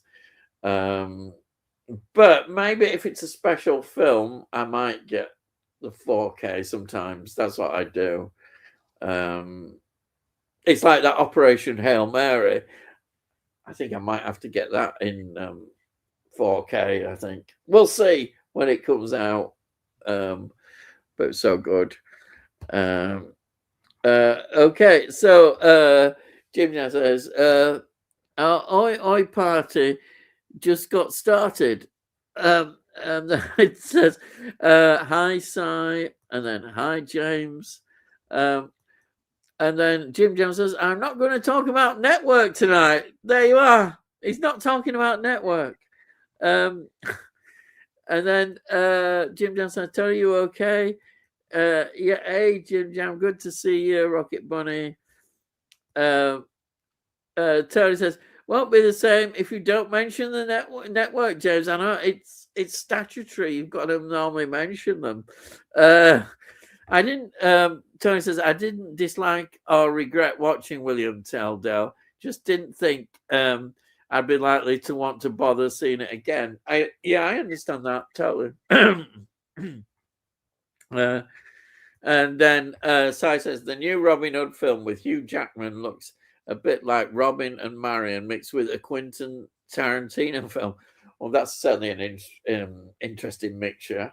I'd be certainly interested to see it. Another take on it, I suppose. And then Tony said, I didn't know there was yet another Robin Hood. It's never going to go away. I can guarantee you. Robin Hood is one of those stories that will just carry on and on. There's always a new generation going to come along and do another Robin Hood. It's just one of those stories. It's a timeless story. Yeah, it's out near the end of the year. Wow, that's one to look forward to. Another Robin Hood. I can't wait. And then, this is Delboy looked it up that Rocket Bunny had already looked. Philip K. Dick. Yeah. Tony says Robin and Marion is another one I've only ever seen on TV. Never owned a copy. I bought it for a £5 in the Indicator sale. Yeah, well, that's cheap. I've only seen it on TV too, Tony. It's got a lovely John Barry score. Yeah. Gorgeous John Barry score. Rocket Bunny Excalibur is just a classic film. I'm really annoyed that it only has a special ed 4K version. Do we know if it will get a standard release? If so, can't justify £35. I'll go back to what I originally said. Standard edition or not, it'll be in an Arrow sale. It will be in an Arrow sale, and it will be the price of a normal 4K. Yeah, like 22. I would imagine. I think they possibly would eventually put it as a normal standard edition. I hope they do. Yeah, they should do. They should do a slipcover only version of it. I mean, yeah. But it's just that it's one of their premiere releases, and they do it in a nice box, and they've got a lot of material that they could move into high definition with their documentaries that they do with it. Because I bought it, I think it's a lovely thing, but I do realise it is £35. But I also recognise, they're probably not going to sell that many. I know that a friend of ours, Rocket Bunny, down the rabbit hole, bought it. He didn't know that his PlayStation 5 could play 4Ks, and he hasn't got a 4K TV, but he watched it on obviously it showed it at high definition that his TV could show, and he went, what a wonderful film. It's one of my favorite films. I'm glad I bought it. I hadn't even got a 4K TV, and I've bought it. So with so many copies floating about, I should think that's going to be if that's going for half price on sale, then that would be worth getting then. Yeah, it's half price. But I don't know whether it would be exactly half price. I don't know. I think it'll be 25 quid. In November, that'll be 25 quid. Yeah. That'll be the price of a Blu-ray version. Yeah. Of it. And of course, the other thing, and I think this is good of Arrow sometimes, is that they'll release Blu-ray editions as well as a 4K edition. Yeah. I think that's good. Yeah. They did that with RoboCop. They did that with a number of there's a number of films that I've bought that are Blu-ray on. I think I bought Life Force that was Blu-ray, and then when it went to 4K, and I bought straight away I was on that. That's a Dune 84 is Life Force.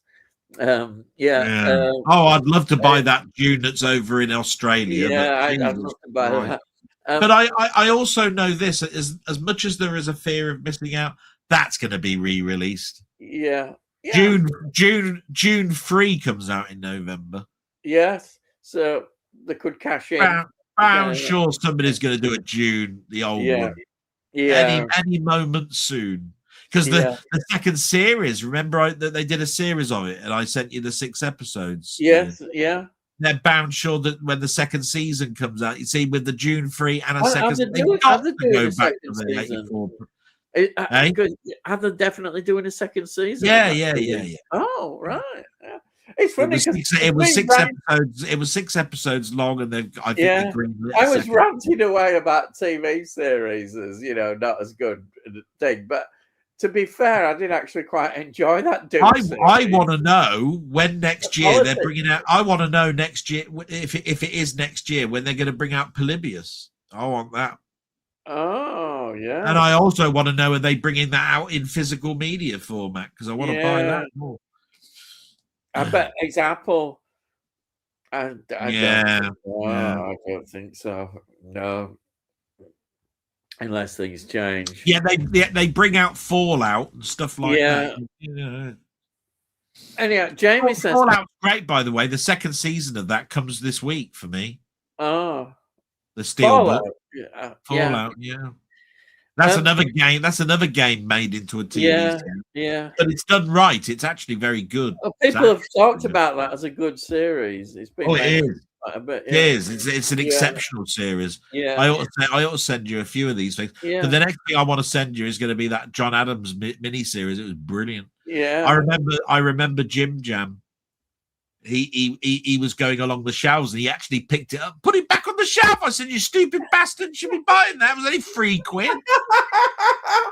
What are you on about? What are you doing? Fantastic! That is brilliant. Actually, I've done that on. Sometimes I have watched some of these Blu-ray, and there's somebody going along with the camera, and I'm saying, why aren't you pointing that one out? Why aren't you? And then they point some out, and you're thinking, well, that's not very good. What about that one there? You know, you're shouting at them. They go past it. It's got you've got the night of, you've got John Adams, all that. What do they do? Pick up a copy of Freaky Friday and say, "Oh, Freaky Friday," and put it back. Yeah. I'm like, what about them two over there? God, you just went past them. Yeah, marvelous. You picked up another bloody box set of Minders. You just gone past two absolute golden ones that are just there. Yeah. Somebody always says with DVDs, "Oh, look, there's another copy of The King's Speech." I don't know if that is a popular one that is always in charity shops. The King's Speech. I don't know. I've heard that one mentioned a lot. Yeah, but it's a good film. It's a good film. It must be a lot on DVDs. Yeah, I think it was. I think they overran on that one on DVD by quite a bit because it was a British film and it was Yeah, and that's why it's in every charity shop nearly. Yeah. Right. Sorry, I watched a Sidney Lumet film called Child's Play tonight, starring James Mason and Beau Bridges. Interesting. Was very similar to Absolution, starring Richard Burton. Oh, yeah, that's the religious one. Both set in a religious private school. Hang on a minute. You said you've watched every James Mason film, so I take it you've seen this. I did not say that. You show me where I've ever said that. I haven't watched every James Mason. There's loads of James Mason films. Which actor was it where you said I've seen all of them? You have said that about one actor, I'm pretty sure. Have I? You might have said I've watched every Richard Attenborough or whatever it is film or everything he's ever directed or whatever it is. I'm sure of it. I don't know. I might have said something in some it's quite difficult sometimes to watch every film that an actor's done, because some of them are not always available, are they? I don't know. Right. Yeah. Absolution I really enjoyed. So if it's like that, I like these sort of religious kind of things with consciences and all that stuff. These boutique labels are not just distributors; they are also involved with the restoration of films. Yeah, and the upgrade. Like I said, 4K. it even says on the back there, restored to 4K, blah blah blah. Yeah. I know that, but I call them distributors because that's how they were introduced to me. You know, when I was doing all the chats around, you know, they kept talking about boutiques.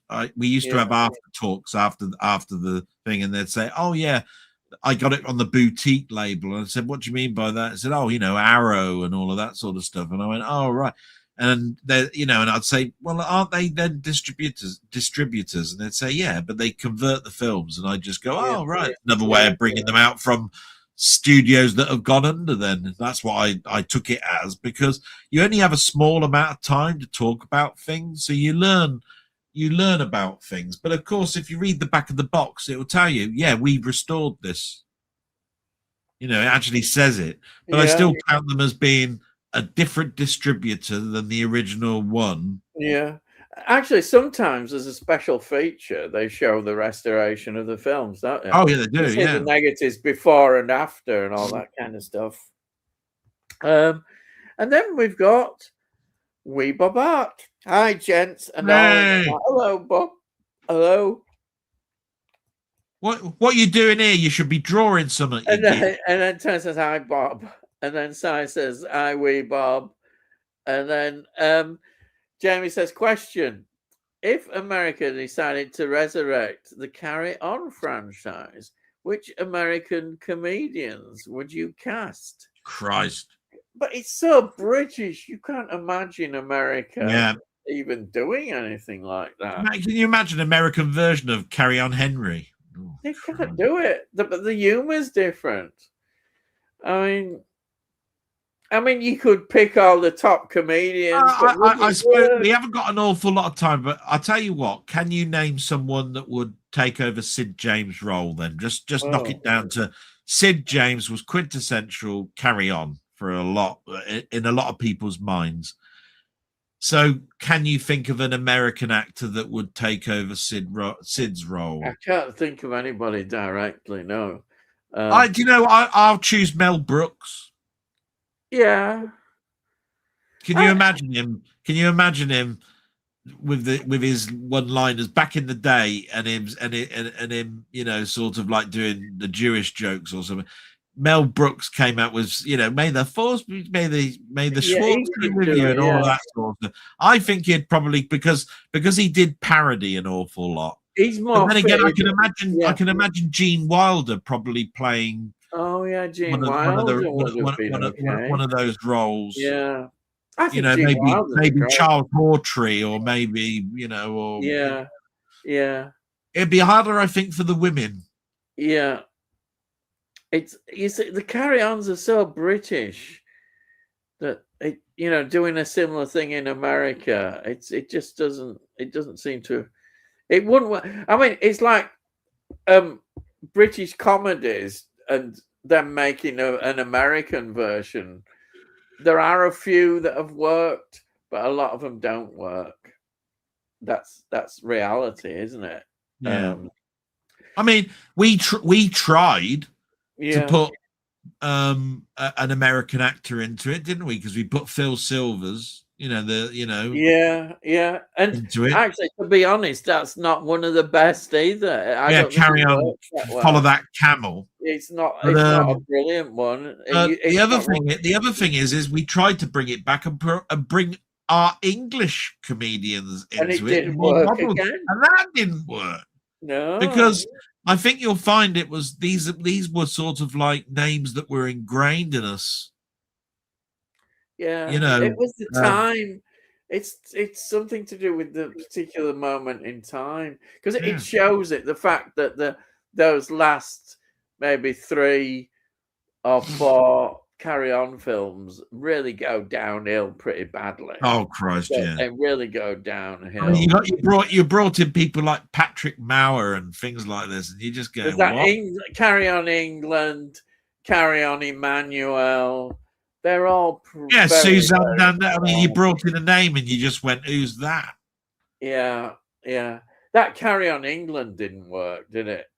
No. The army one. It just. I mean, you tried to bring in the Sergeant Major from Einar Ottoman. Windsor Davis. Windsor Davis, and it just didn't quite work. No.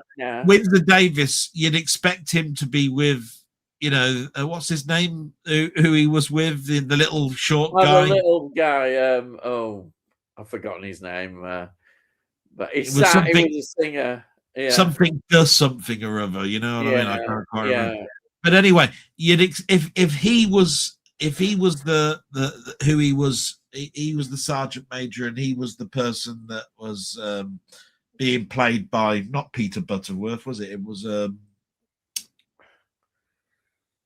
forgotten his bloody name now. Yeah. I'll be honest. I don't know enough American comedians. Apart from only the ones that. Yeah, Donna Stell. It was Donna Stell. But what I'm trying to say is, if Donna Stell was the character that took over, one of the other character, the captain, whatever it was that was there, that might have worked. Yeah, because then you brought in most of the Einar Ottoman in it. You know what I mean? Into it, it might have worked. But you brought in the standard Carry On. We brought in new talent. Could you have brought in the cast of Are You Being Served or something like that? You brought Molly Sugden in or something. And what's it, John Inman and John Inman, yeah. Wendy Richards. I tell you what, I'm just glad that I tried to answer the question, but we'd be here till 2:00 in the morning. Yeah, but honestly, it would be difficult transferring that franchise to America. It's just very different. I'm going to turn around and say it's a very good question, but I think it is a good question. I think Ian knocked it on the head. It wouldn't work. No. But I'll say this: they did it themselves anyway with the National Lampoon films. Yes, they've got their own. You see, they have their traditions. I think it's a tradition thing, isn't it? Of their humor. You got the John Belushes and the Chevy Chasers and all of that were. I mean, we know so many British series. You couldn't put Sid James in National Lampoon Christmas Vacation. Yeah, the British humor doesn't quite work in America. Though, didn't the Steptoe Son, was it Sanford and Son? That was Sanford and Son, yeah. That was successful, but generally they don't tend to be a success. Man About the House was Freezer Crowd. Oh right, yeah. You got no end of them. They never were, and that's because they even tried to make Porridge over there. Oh yes, yeah. That died a death because they brought in somebody that was like a Mexican drug lord or something. Oh no! Yeah. But it had the same jokes, They showed a documentary of Porridge the other day, and they showed this American version, and they had the same joke. They asked this bloke, "Can you fill that glass for me? What, from here?" Yeah. And they had the same flat foot joke, have you got any illnesses? Flat feet, all of that sort of stuff. No, and all this sort of stuff. Have you ever been a homosexual? What, with these flat feet? It didn't work in America. It didn't work. Yeah.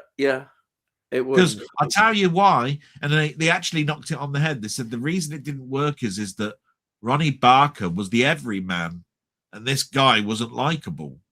Yeah.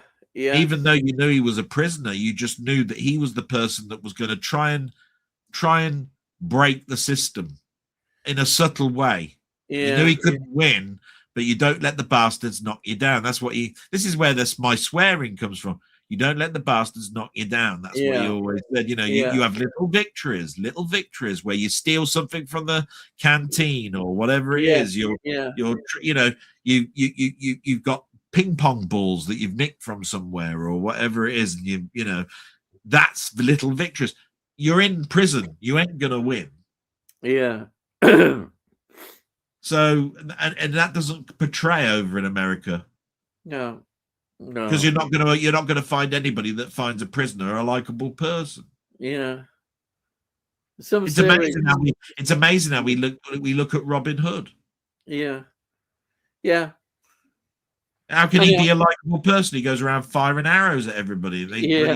You know, they're being fired into people's heads. And as I say, Robin Hood will still be going in 100 years' time.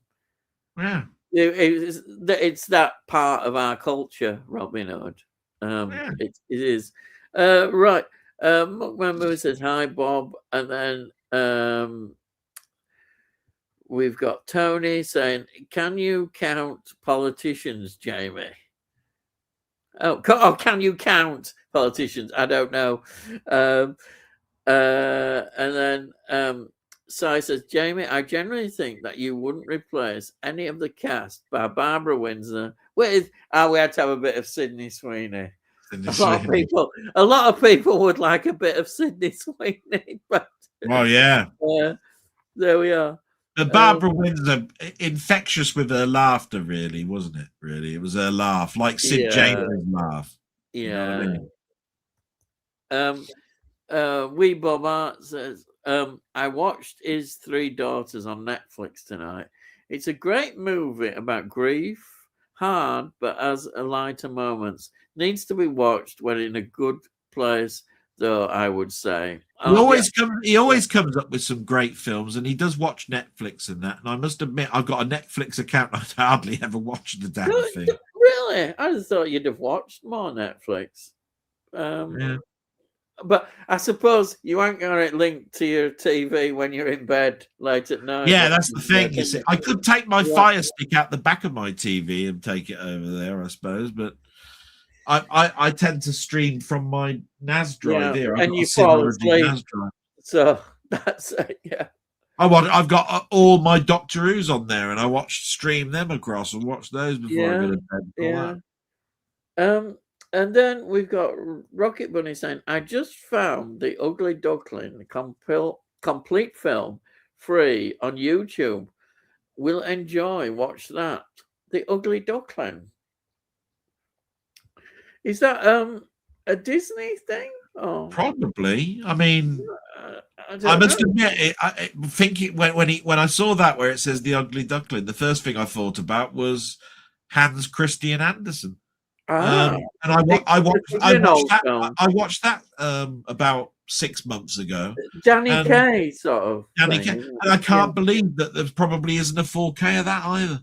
Yeah.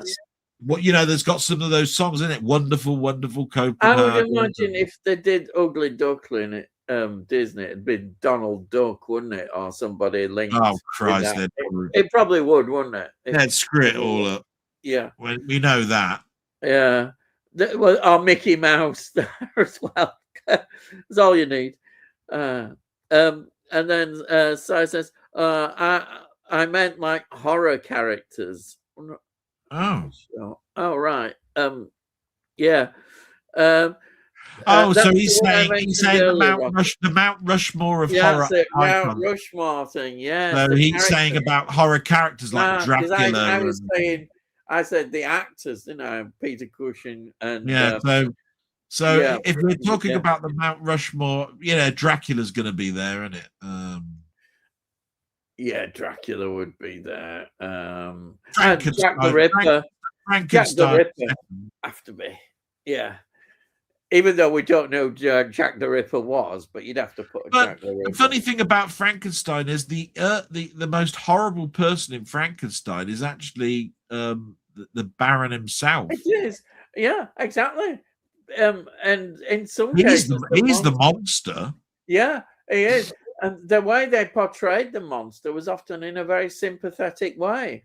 Yeah. The monster is often portrayed in a very But sympathetic way. the mummy is iconic. The Frankenstein monster is iconic. Oh, yeah, The Wolfman is iconic. Yeah. Even the Invisible Man is iconic. Yes, the Invisible Man, of course. Yeah. Right. Sydney Sweeney as Babs. Everyone is good. Yeah.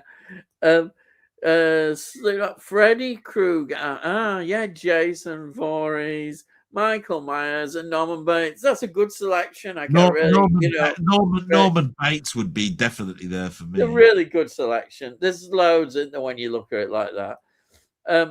I think Will Ferrell would be good in a Carry On film. Yeah.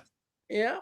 I can see that. Yeah. I knew we'd get Bill Murray for Sid James. That's a very good choice. Yeah. Very good choice. Shout. Rocket Bunny. Don't Panic Chaps is also on the same channel. Streamcore. Oh, right. So it says Slipknot. This is so I think most people would say Jason, Freddy, Leatherface, Michael Myers. I forgot about Leatherface, yeah. And then Kristen. It's a good job Freddy Krueger wasn't in Rod, Jane and Freddy, wasn't it? I mean, Christ. Oh, imagine. Here's Rod, here's Jane. Freddy's got bloody knives on the end of his fingers, going around killing everybody. Yeah, oh dear. Imagine that, Rod, Jane, and Freddy Krueger. Oh dear. Do you think he ever picks his nose? If it does, it hurts. He might have a few problems. Yeah. Somebody's bound sure to come along and say, "You want to trim those fingernails?" Yeah. Oh God. Yeah. In that blowing film, Mummy, there was a lot of fingernail stuff. Tried to cut fingernails. It really put me off even more. And then saying she's funny. Yes.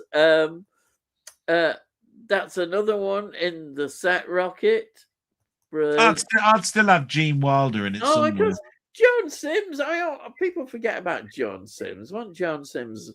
She was a great contributor to Carry On films. Yeah. I think she's the one who was in most. She was in most of the films. There's only I remember a scene where she was in Carry On Constable, wasn't she? She's in loads. Yeah, she goes right back to the Carry On Nurse. Yeah. Yeah, but Carry On Constable's before all of that. I'm just saying. There's a first Carry On. I don't think she was in Carry On Sergeant. That's all. No, she's not in Carry On Sergeant. She could have been in that other one. Carry On Regardless. She was in all of those.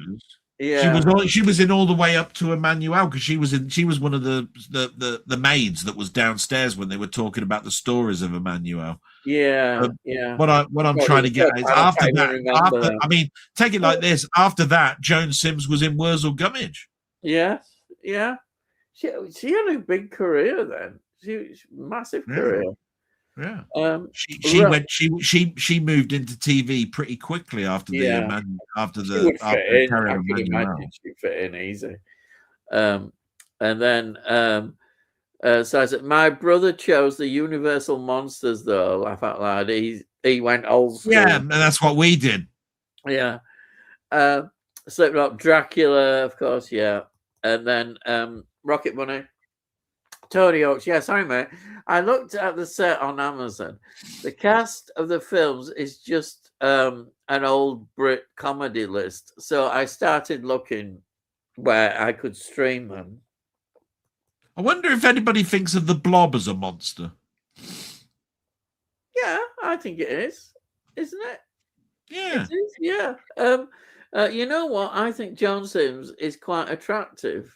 I think she was. When she was in Carry On Constable, she was trying to put on a corset, and she looked beautiful. Yeah, I agree. I think she is. Her boobs were out here, and a corset was making her thing. Actually, she was probably more attractive than Barbara Windsor was in a way. Back in the day, I would have said. Yeah, and that's a big thing to say, but I think if you had the choice, you would choose Joan Sims, I think, over Barbara Windsor. Yeah. And then Si said, I know what you mean. Yeah. Rocket Money, I've watched quite a few older films on YouTube previously. IT's official channel also has quite a few. Watched the Carry On one a few weeks ago. Oh, you can always usually find Carry On films around to watch. That's because they're showing so many on ITV4 and 3 and 2 over the bank holidays that ITVX has the whole lot or something. Hey, is there another bank holiday coming up? Yeah, this weekend. Is it this weekend? Oh, right. Don't blame you, Rocket. There are lots of extras, such as documentaries, interviews, and commentaries on the set, which I'm enjoying. I don't know. Which is that about? I don't know. Sorry, Tony. Anyway, we better get cracking. I'm going to shut up. So Rocket Buzzer, enjoy, Tony. Don't think I'm knocking the set or price. It's just not seen the films before, so great to try them out for free first. No, I don't blame you. No, I think that's a good idea. Steve Carroll would be a good Jim Dale, says Jamie. So is Luke Goddard like Alain Delon? See, I've got it in there. Jesus Christ. I had to. I'm sorry, but I did it. Waiting for. So you must know by now. It's Alain Delon. There you are, and he's in despair at the moment. Sorry, but the only image that comes to mind is a bald starship captain that shall remain nameless. Oh yes, Mr. Stewart. There we are. And then we've got, Roy. Hello, Roy. Welcome. Wow. Roy? I hope you're doing all right. Hi, everyone. Only seen Breathless off that set. And to be honest, I prefer the American remake. I haven't seen the American one. What's his channel name? Oh, it's Blue Roy Movies. He's good. Yeah, he's excellent. Blue. I think we ought to advertise the fact that that's a person who hasn't been here. I don't know Roy. I know him. He's great channel. He really has. Yeah. So everybody, Blue Roy Movies seems to be a very good channel if people aren't aware of it. Yeah. Excellent. I like to advertise a new name and a new channel on that. Yeah, he has. I think he's just reached 1,000 subscribers. I think it's just recently. He's done well. I think that's Blue. I'm sure that is. Yeah, I'm sure I'm right. It was. Yeah, he's done well. It's good. I enjoy his channel. Great. He goes, and then Roy says hello, Tony. Yeah, and then Mukma, hi, Roy. Great to see you in here. Yeah, Jamie knows him as well. Yeah. And then Rocket Bunny, I always prefer pickled shallots to onions. More bite to the taste. Too bad Haywoods have stopped doing them now. Oh. Yeah, I like pickled onions. And then Si says, hi, Roy. And then Roy says, hello, Jamie. I stumbled across Ian's stream last week. Yep. And Roy, all right, Si. Roy says, Tony says, enjoy seeing your Studio Canal Vintage Classics collection growing, Roy. Got a fair few of those myself. Yeah, you've got those vintage classics. Fantastic. I love anything pickled. Gherkins, onions, beetroot, kimchi, shy. Love it all. All right. I like beetroot. God, I haven't had that for a long time. Beetroot for years. I used to love beetroot. Yeah. My granddad used to. My mum likes beetroot. My mum used, or should I say, my mum used to like beetroot. She can't have things now unless they're soft. Yeah. The assistive eating and all that at the moment. All right. And Si says, I loved pickled food. And then Roy says, seen a couple of Goddard films, and so far he's not for me, I'm afraid. I've never seen any. Blue Roy Movies. I'm just gonna search for him. So I'm gonna I'm gonna subscribe to him. So yeah. And then Roy says, "Thanks, Tony. I can't stop buying them. Laugh out loud. Yeah, don't blame you." I didn't want to hear that, Roy. My box set arrived today. You've got the box set. And then Tony says, yeah, think I've mixed Goddard up with Truffaut. Yeah. Isn't that Truffaut? I think they pronounce it Truffaut, isn't it? Oh, I thought it was Truffaut, but yeah. The reason for that is that I recognise it from Georges Delarue, you see, because he used to do a lot of work with him. Yeah. Oh, and Rocket Bullet says, anyway, he'll be surprised, Roy, because I've just subscribed to him, so he's got another one now. Yeah. It says, hey, Roy, welcome to the chat. Good to have you back in chat. Brilliant. And then Roy, oops, he's a revered director, though. Probably just made no. We know what we like. You know, revered directors aren't always brilliant. Then Roy says, "Hi, Rocket," and then Si says, "Oh yeah, the Sheep Detectives. This is what I'm at. Yeah, it's supposedly a really good. I'm waiting for to go." To streaming, because a 51-year-old man as a kids movie is a red flag, if you get what I mean. I am looking. I definitely would like to see the Sheep Detectives. It just look good. It did.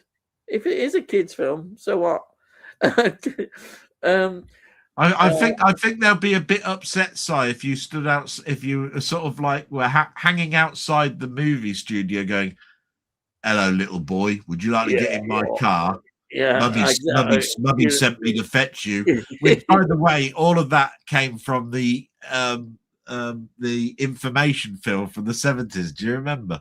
He was listed as the stranger. That poor actor. He must have never been able to work again in his life because he was labelled as the stranger. Those public information things that they did, yeah. But I remember they did a Punch and Judy one. Yeah. Right. And these Punch and Judy characters, they were done in their voices as well. They went, "Hello, little boy. Would you like to get in my car? You naughty, naughty man." Yeah. And he take that like this, right? With the Punch and I'll never forget it as a kid because those public information films were absolutely wonderful. Yeah. I think they did a DVD of all of them. Quite a lot of them or something. Yeah. I think Denny was explaining to me they put them on a DVD as they were, yeah. Because there's the don't play around near electricity pylons and don't play around water and all of this sort of thing. Tony says, I've seen some Truffaut, but now I'm thinking I've not seen anything of Goddard's. Like I said, I've seen a lot of Truffaut because of Georges Delarue, but there you are. Yeah. This Rocket Bullet says, "Wow, my typing is so rubbish tonight. Typos, repeating words. I have no control over my fingers." We all have that problem, I'll tell you. Yeah, that's just a bloody excuse. There's a 6-film Jacques Tati box set on Amazon for 30 quid. I'm tempted. He's supposedly really funny. He's a French filmmaker and is a comedian, isn't he? It's all comic stuff. 30 quid might not be bad if you've got the money to and Roy says that Tati set is an incredible, Jamie. Oh, it sounds good now. French comedy, brilliant. And then Slipknot says pickled onion monster munchies is peak. I love it. Yeah, you can't beat a bit of pickled onion monster munch. Brilliant.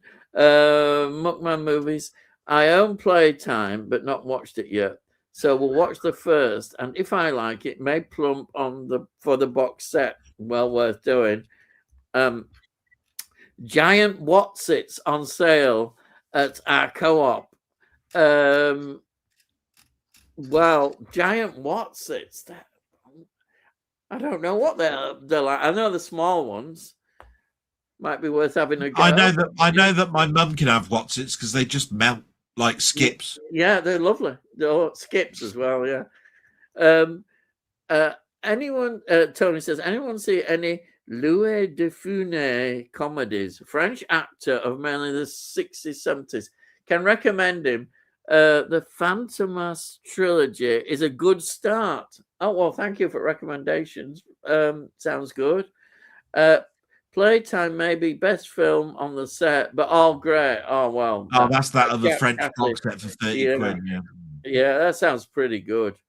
Don't know him, Tony. Bookman, Tony, I think I've only seen 400 Blows by Truffaut. Yes. And I know somebody was in that, but what was that? Have you guys ever seen an American sour comedy called Toxic Waste? It's small yellow can. Not tried it myself, but seen people talking about it recently. No, I've not. I've not seen that. Do you like it's sour stuff? I don't know. Don't know whether that works. Depends. Yeah, toxic waste is gross. Horrible. Sounds bad. I know you have a large Eureka collection, Roy. I think they've released the Phantasmo set recently, but I already had them on French Blu-ray with English subs. Slipknot. American sweets are full of numbers, some of which are banned in Europe. Oh my god! Yeah, we do ban these certain things that Americans put in. Rocky Bunny, like Doom, Wing Commander is another crap game movie which I really enjoy. All right, and Roy says, I shall have to investigate, Tona. I don't have many of their newer releases. And then Muckman, question, favorite you know I don't like Richard Gere film. Mine is the Mothman Prophecies. I don't like them. Mothman Prophecies is interesting. That's it. That's all I can't say. Have you got any favorite Richard Gere films?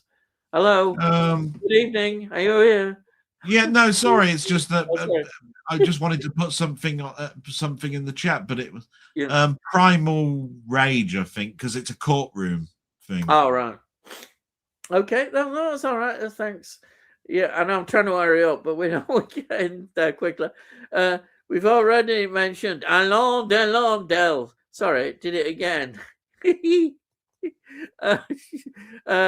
Laugh out loud, Slipknot says there. And then Missy's back from work, lots to listen to. I'll tune in earlier next week. Night all. Thank you, Roy. Thank you for joining. And I've subscribed to you, so I'll be watching a few of yours. I'll be waiting for your weekly watches, I think. I'll be interested to see what you've been watching this week. Oh, your pickups. One of them, you'll be out. Is that where you nicked it from? Actually, he does one on. Roy is great. He does one on Sunday as well, at about 2:00, I think. And I thought, hey, that's a good idea. So that's why I'm doing it, because I enjoy talking about my films. What I've watched. Yeah, it's Primal Fear, I think. There it is. Richard Gere, Primal Fear. Yeah. And then that is a courtroom. Yeah. Night Roy, Tony says, and then Slipknot says, Muckman movies. Yeah, that's pretty bad. And then Muckman says, Night Roy. Slipknot says, see you, Roy. And then Slipknot says, Mothman Prophecies is great. Brilliant. Muckman movies. Primal Fear is a good one. I think my second favorite is Terrence Malick's Days of Heaven. It's a stunning film. All right, okay. I was trying to think. I don't think I've seen Mothman Prophecies. I've heard of it. No, I've heard it mentioned. I know Jamie's mentioned it before. I never liked. I was weird. I never liked Officer and a Gentleman. I didn't like Pretty Woman. No. There was all sorts of films that Richard Gere was in that I didn't like, and it took me a long time before I got to something like Primal. Yeah, to actually like his films. I just Si says Night Roy, and then James says Internal Affairs. Yes, I like great Internal Affairs. Yeah, that's I the did one like there. that one. I did like that one. Yeah. If there is any Aston Villa fans in the chat, congratulations on winning the Europa League. Did you? You won the that would cheer up my mum so much because my dad was an Aston Villa fan. Yeah, so there you are. That's pretty good, isn't it? Europa, yeah. That's the thing. Moonbase was the most recent Who videos you've done, Ian. Yes, I think it is. I think that was the most recent one. Yeah. I don't know.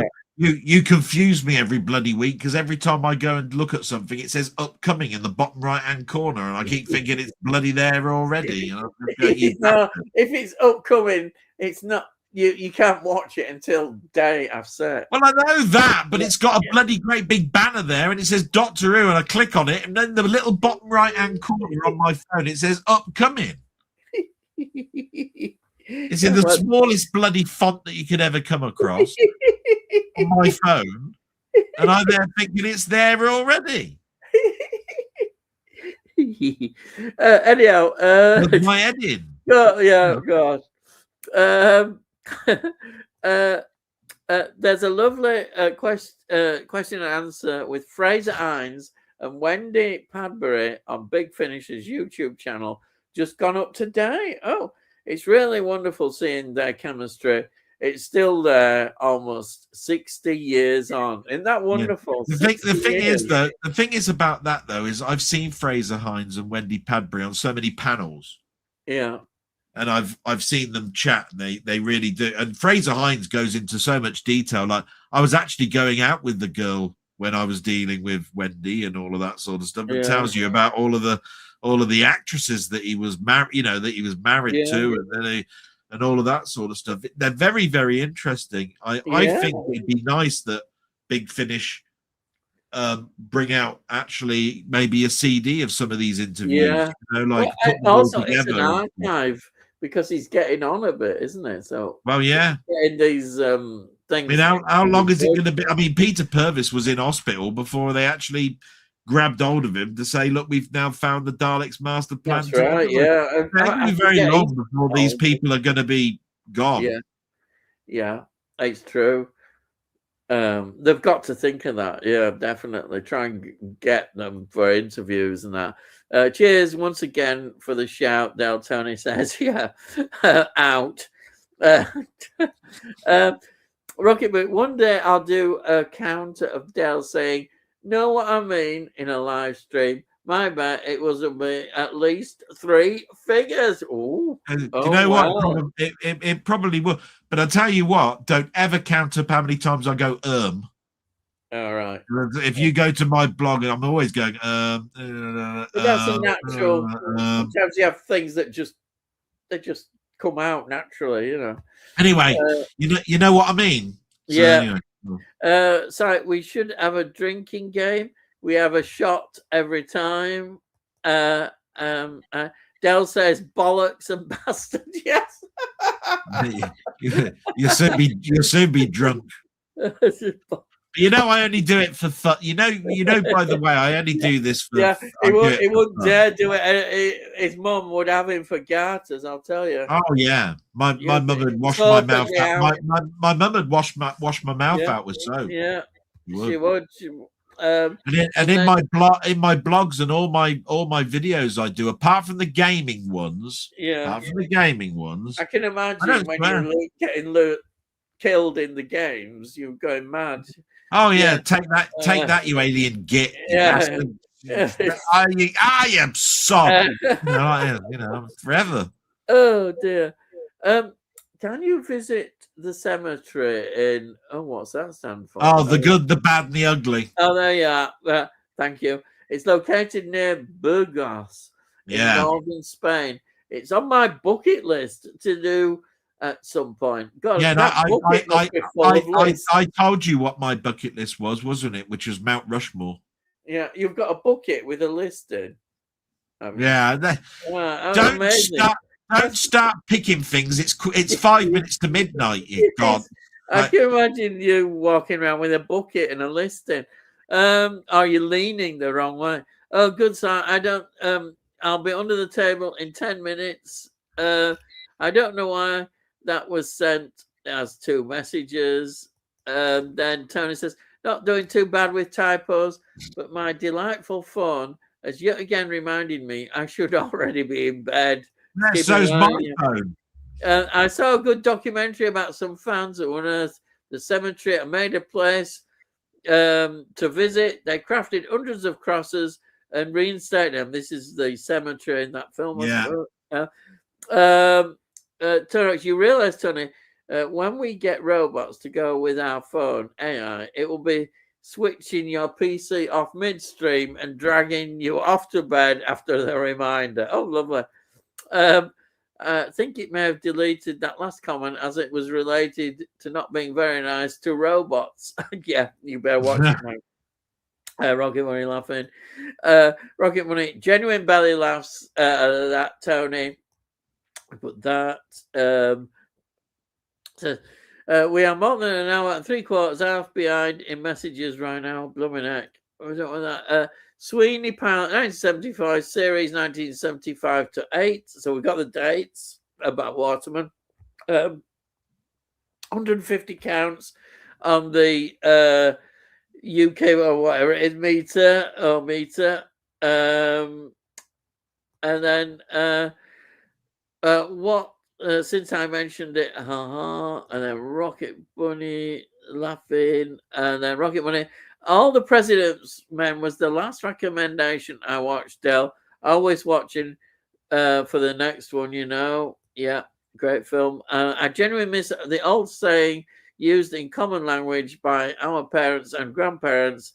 Language like life is getting so bland these days. That's an interesting quote, yeah. I want to comment on what you are saying now, but like the others, I need to resist as you'll be reading this at midnight. Whoops, I did it again. Yeah, he's only 2 minutes off. Great. Oops, I did it again. I'm Britney Spears. Anyhow, yeah, thanks for your heads up on the Fallout Season 2. Set release next week. Forgot I ordered that a while. Cheers. That's good. Has anyone else lost all the comments? Well, I don't know. Can you see me, Si? Oh dear. No, I can see them. Rocket Money. Yeah, I can see both Si and Tony. Nothing before my comment. Your phone thinks you're in bed now, Si. Dear. Rocket Money. I thought it was the same as usual. It was too late, and I don't stop my ongoing comments delaying the inevitable end. Tony, I've threatened mine with a damn good thrashing, as per Basil Fawlty's Red Austin. Oh yeah, we remember that scene when he goes for the takeaway. Brilliant episode that. Tony says, I even have a vicious-looking, rather large twig at the ready. Get it ready, lad. Donna Stello, yeah, God, I've got to remember that when we mentioned that. Melvin Hayes, wasn't it? No, he was in it. I think he was in it. He was in it. Yeah, he was the gay in the boy. Oh no, that's Gunnar Parkin. Oh, yeah, he was the gay in the gay chorus one thingy. Yeah. Privilege of the unemployed. I have a choice of late night film now: The Omega Man, The Blob, and The Wicker Man. What shall I choose? Oh, they're all good. I'll choose the Omega Man. They're all good. I'll choose the Omega Man. I would choose the Omega Man from that, though. I'll choose Wicker Man. Rocket Bunny, I'm going to watch Police Academy after this. Wow. yeah, that's the one, isn't it? Yeah. Tony says Wicker Man for me. Rocket Bunny says, I haven't watched Police Academy in decades. You can get that cheap box sets. The amount of times you go into HMV and that yellow box set's there, and it must be about $5 or something. They're trying to get rid of it. I'm leaning to Wicker Man. Yes, Tony, good. And then Rocket Bunny, no. And then according to Google, John Sims was in 24 carry-ons. Kenneth Williams was in the most with 26. Wow. Like I said, I think she was. Wow. I think Yeah. she started off in Constable, but I'm not sure. Yeah, so she was in a lot. And then so I was referring to the new Hammer comedies. Oh, set from Indicator earlier. That's it. There's that release. Yeah, it's like the Ugly Duckling I mentioned is part of that set, not the Disney animation. Sorry about that. Yeah, I remember you saying that. Tony says, my mum used to boil beetroot. Yeah, I hated this. My mum was always boiling it, and my granddad brought it from a lot. Just to stop you there, the one thing that my mum and I both hated, my dad used to boil hemp, right, to go fishing. Yeah. And it stank. Oh, did it? Oh, it God. really was bad. No, Like boiling hemp. Oh, Jesus. Yeah. And we've got here Danny Mooson. Hello from Ireland. Daniel. Hello, Daniel. Danny, it's Daniel. Daniel, sorry about me. You know how hopeless I am at names. Welcome. You're probably not here now, but thank you for joining us, Daniel. And then hello, Ireland. Tony York says, and then Si says hello, Ireland. Delboy below is from Google. Yeah, you'll see what this is where I was. That's where I was putting Daniel, in that stuff. What movie are you talking about? Right. What movie were no, at the time, he wanted to know what you guys were talking about. Oh. And when it says below is from Google, he'd put that, and then I put the next bit in because I was pasting it in. Right. Yeah, this Francois Truffaut, George Delarue, you had to get that in one of cinema's most legendary partnerships.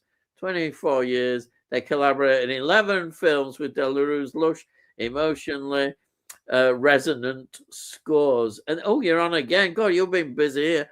Defining the romantic and melancholic soul of the French New Wave. There you yes. I nearly went there, but I didn't.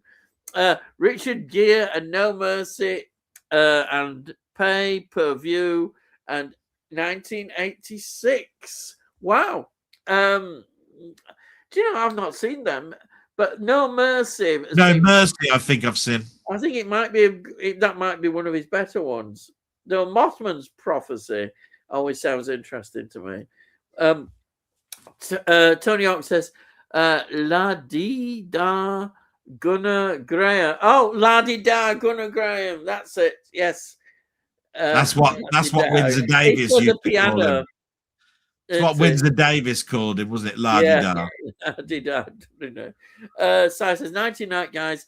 Love the movie chat tonight, and thanks to Ian and Delboy for tonight's stream, and the obligatory shout out to Mrs. Del. No, thank you so much. You know how much we love you. We know how you know how much we love you in here. Thank you so much for joining us. And then Tony says, good night, morning, all. Thanks. Yeah, thank you, Tony, as ever, for joining us. Don't be late next week. You've been late now for around about 10 weeks or something. You'll be getting detention next.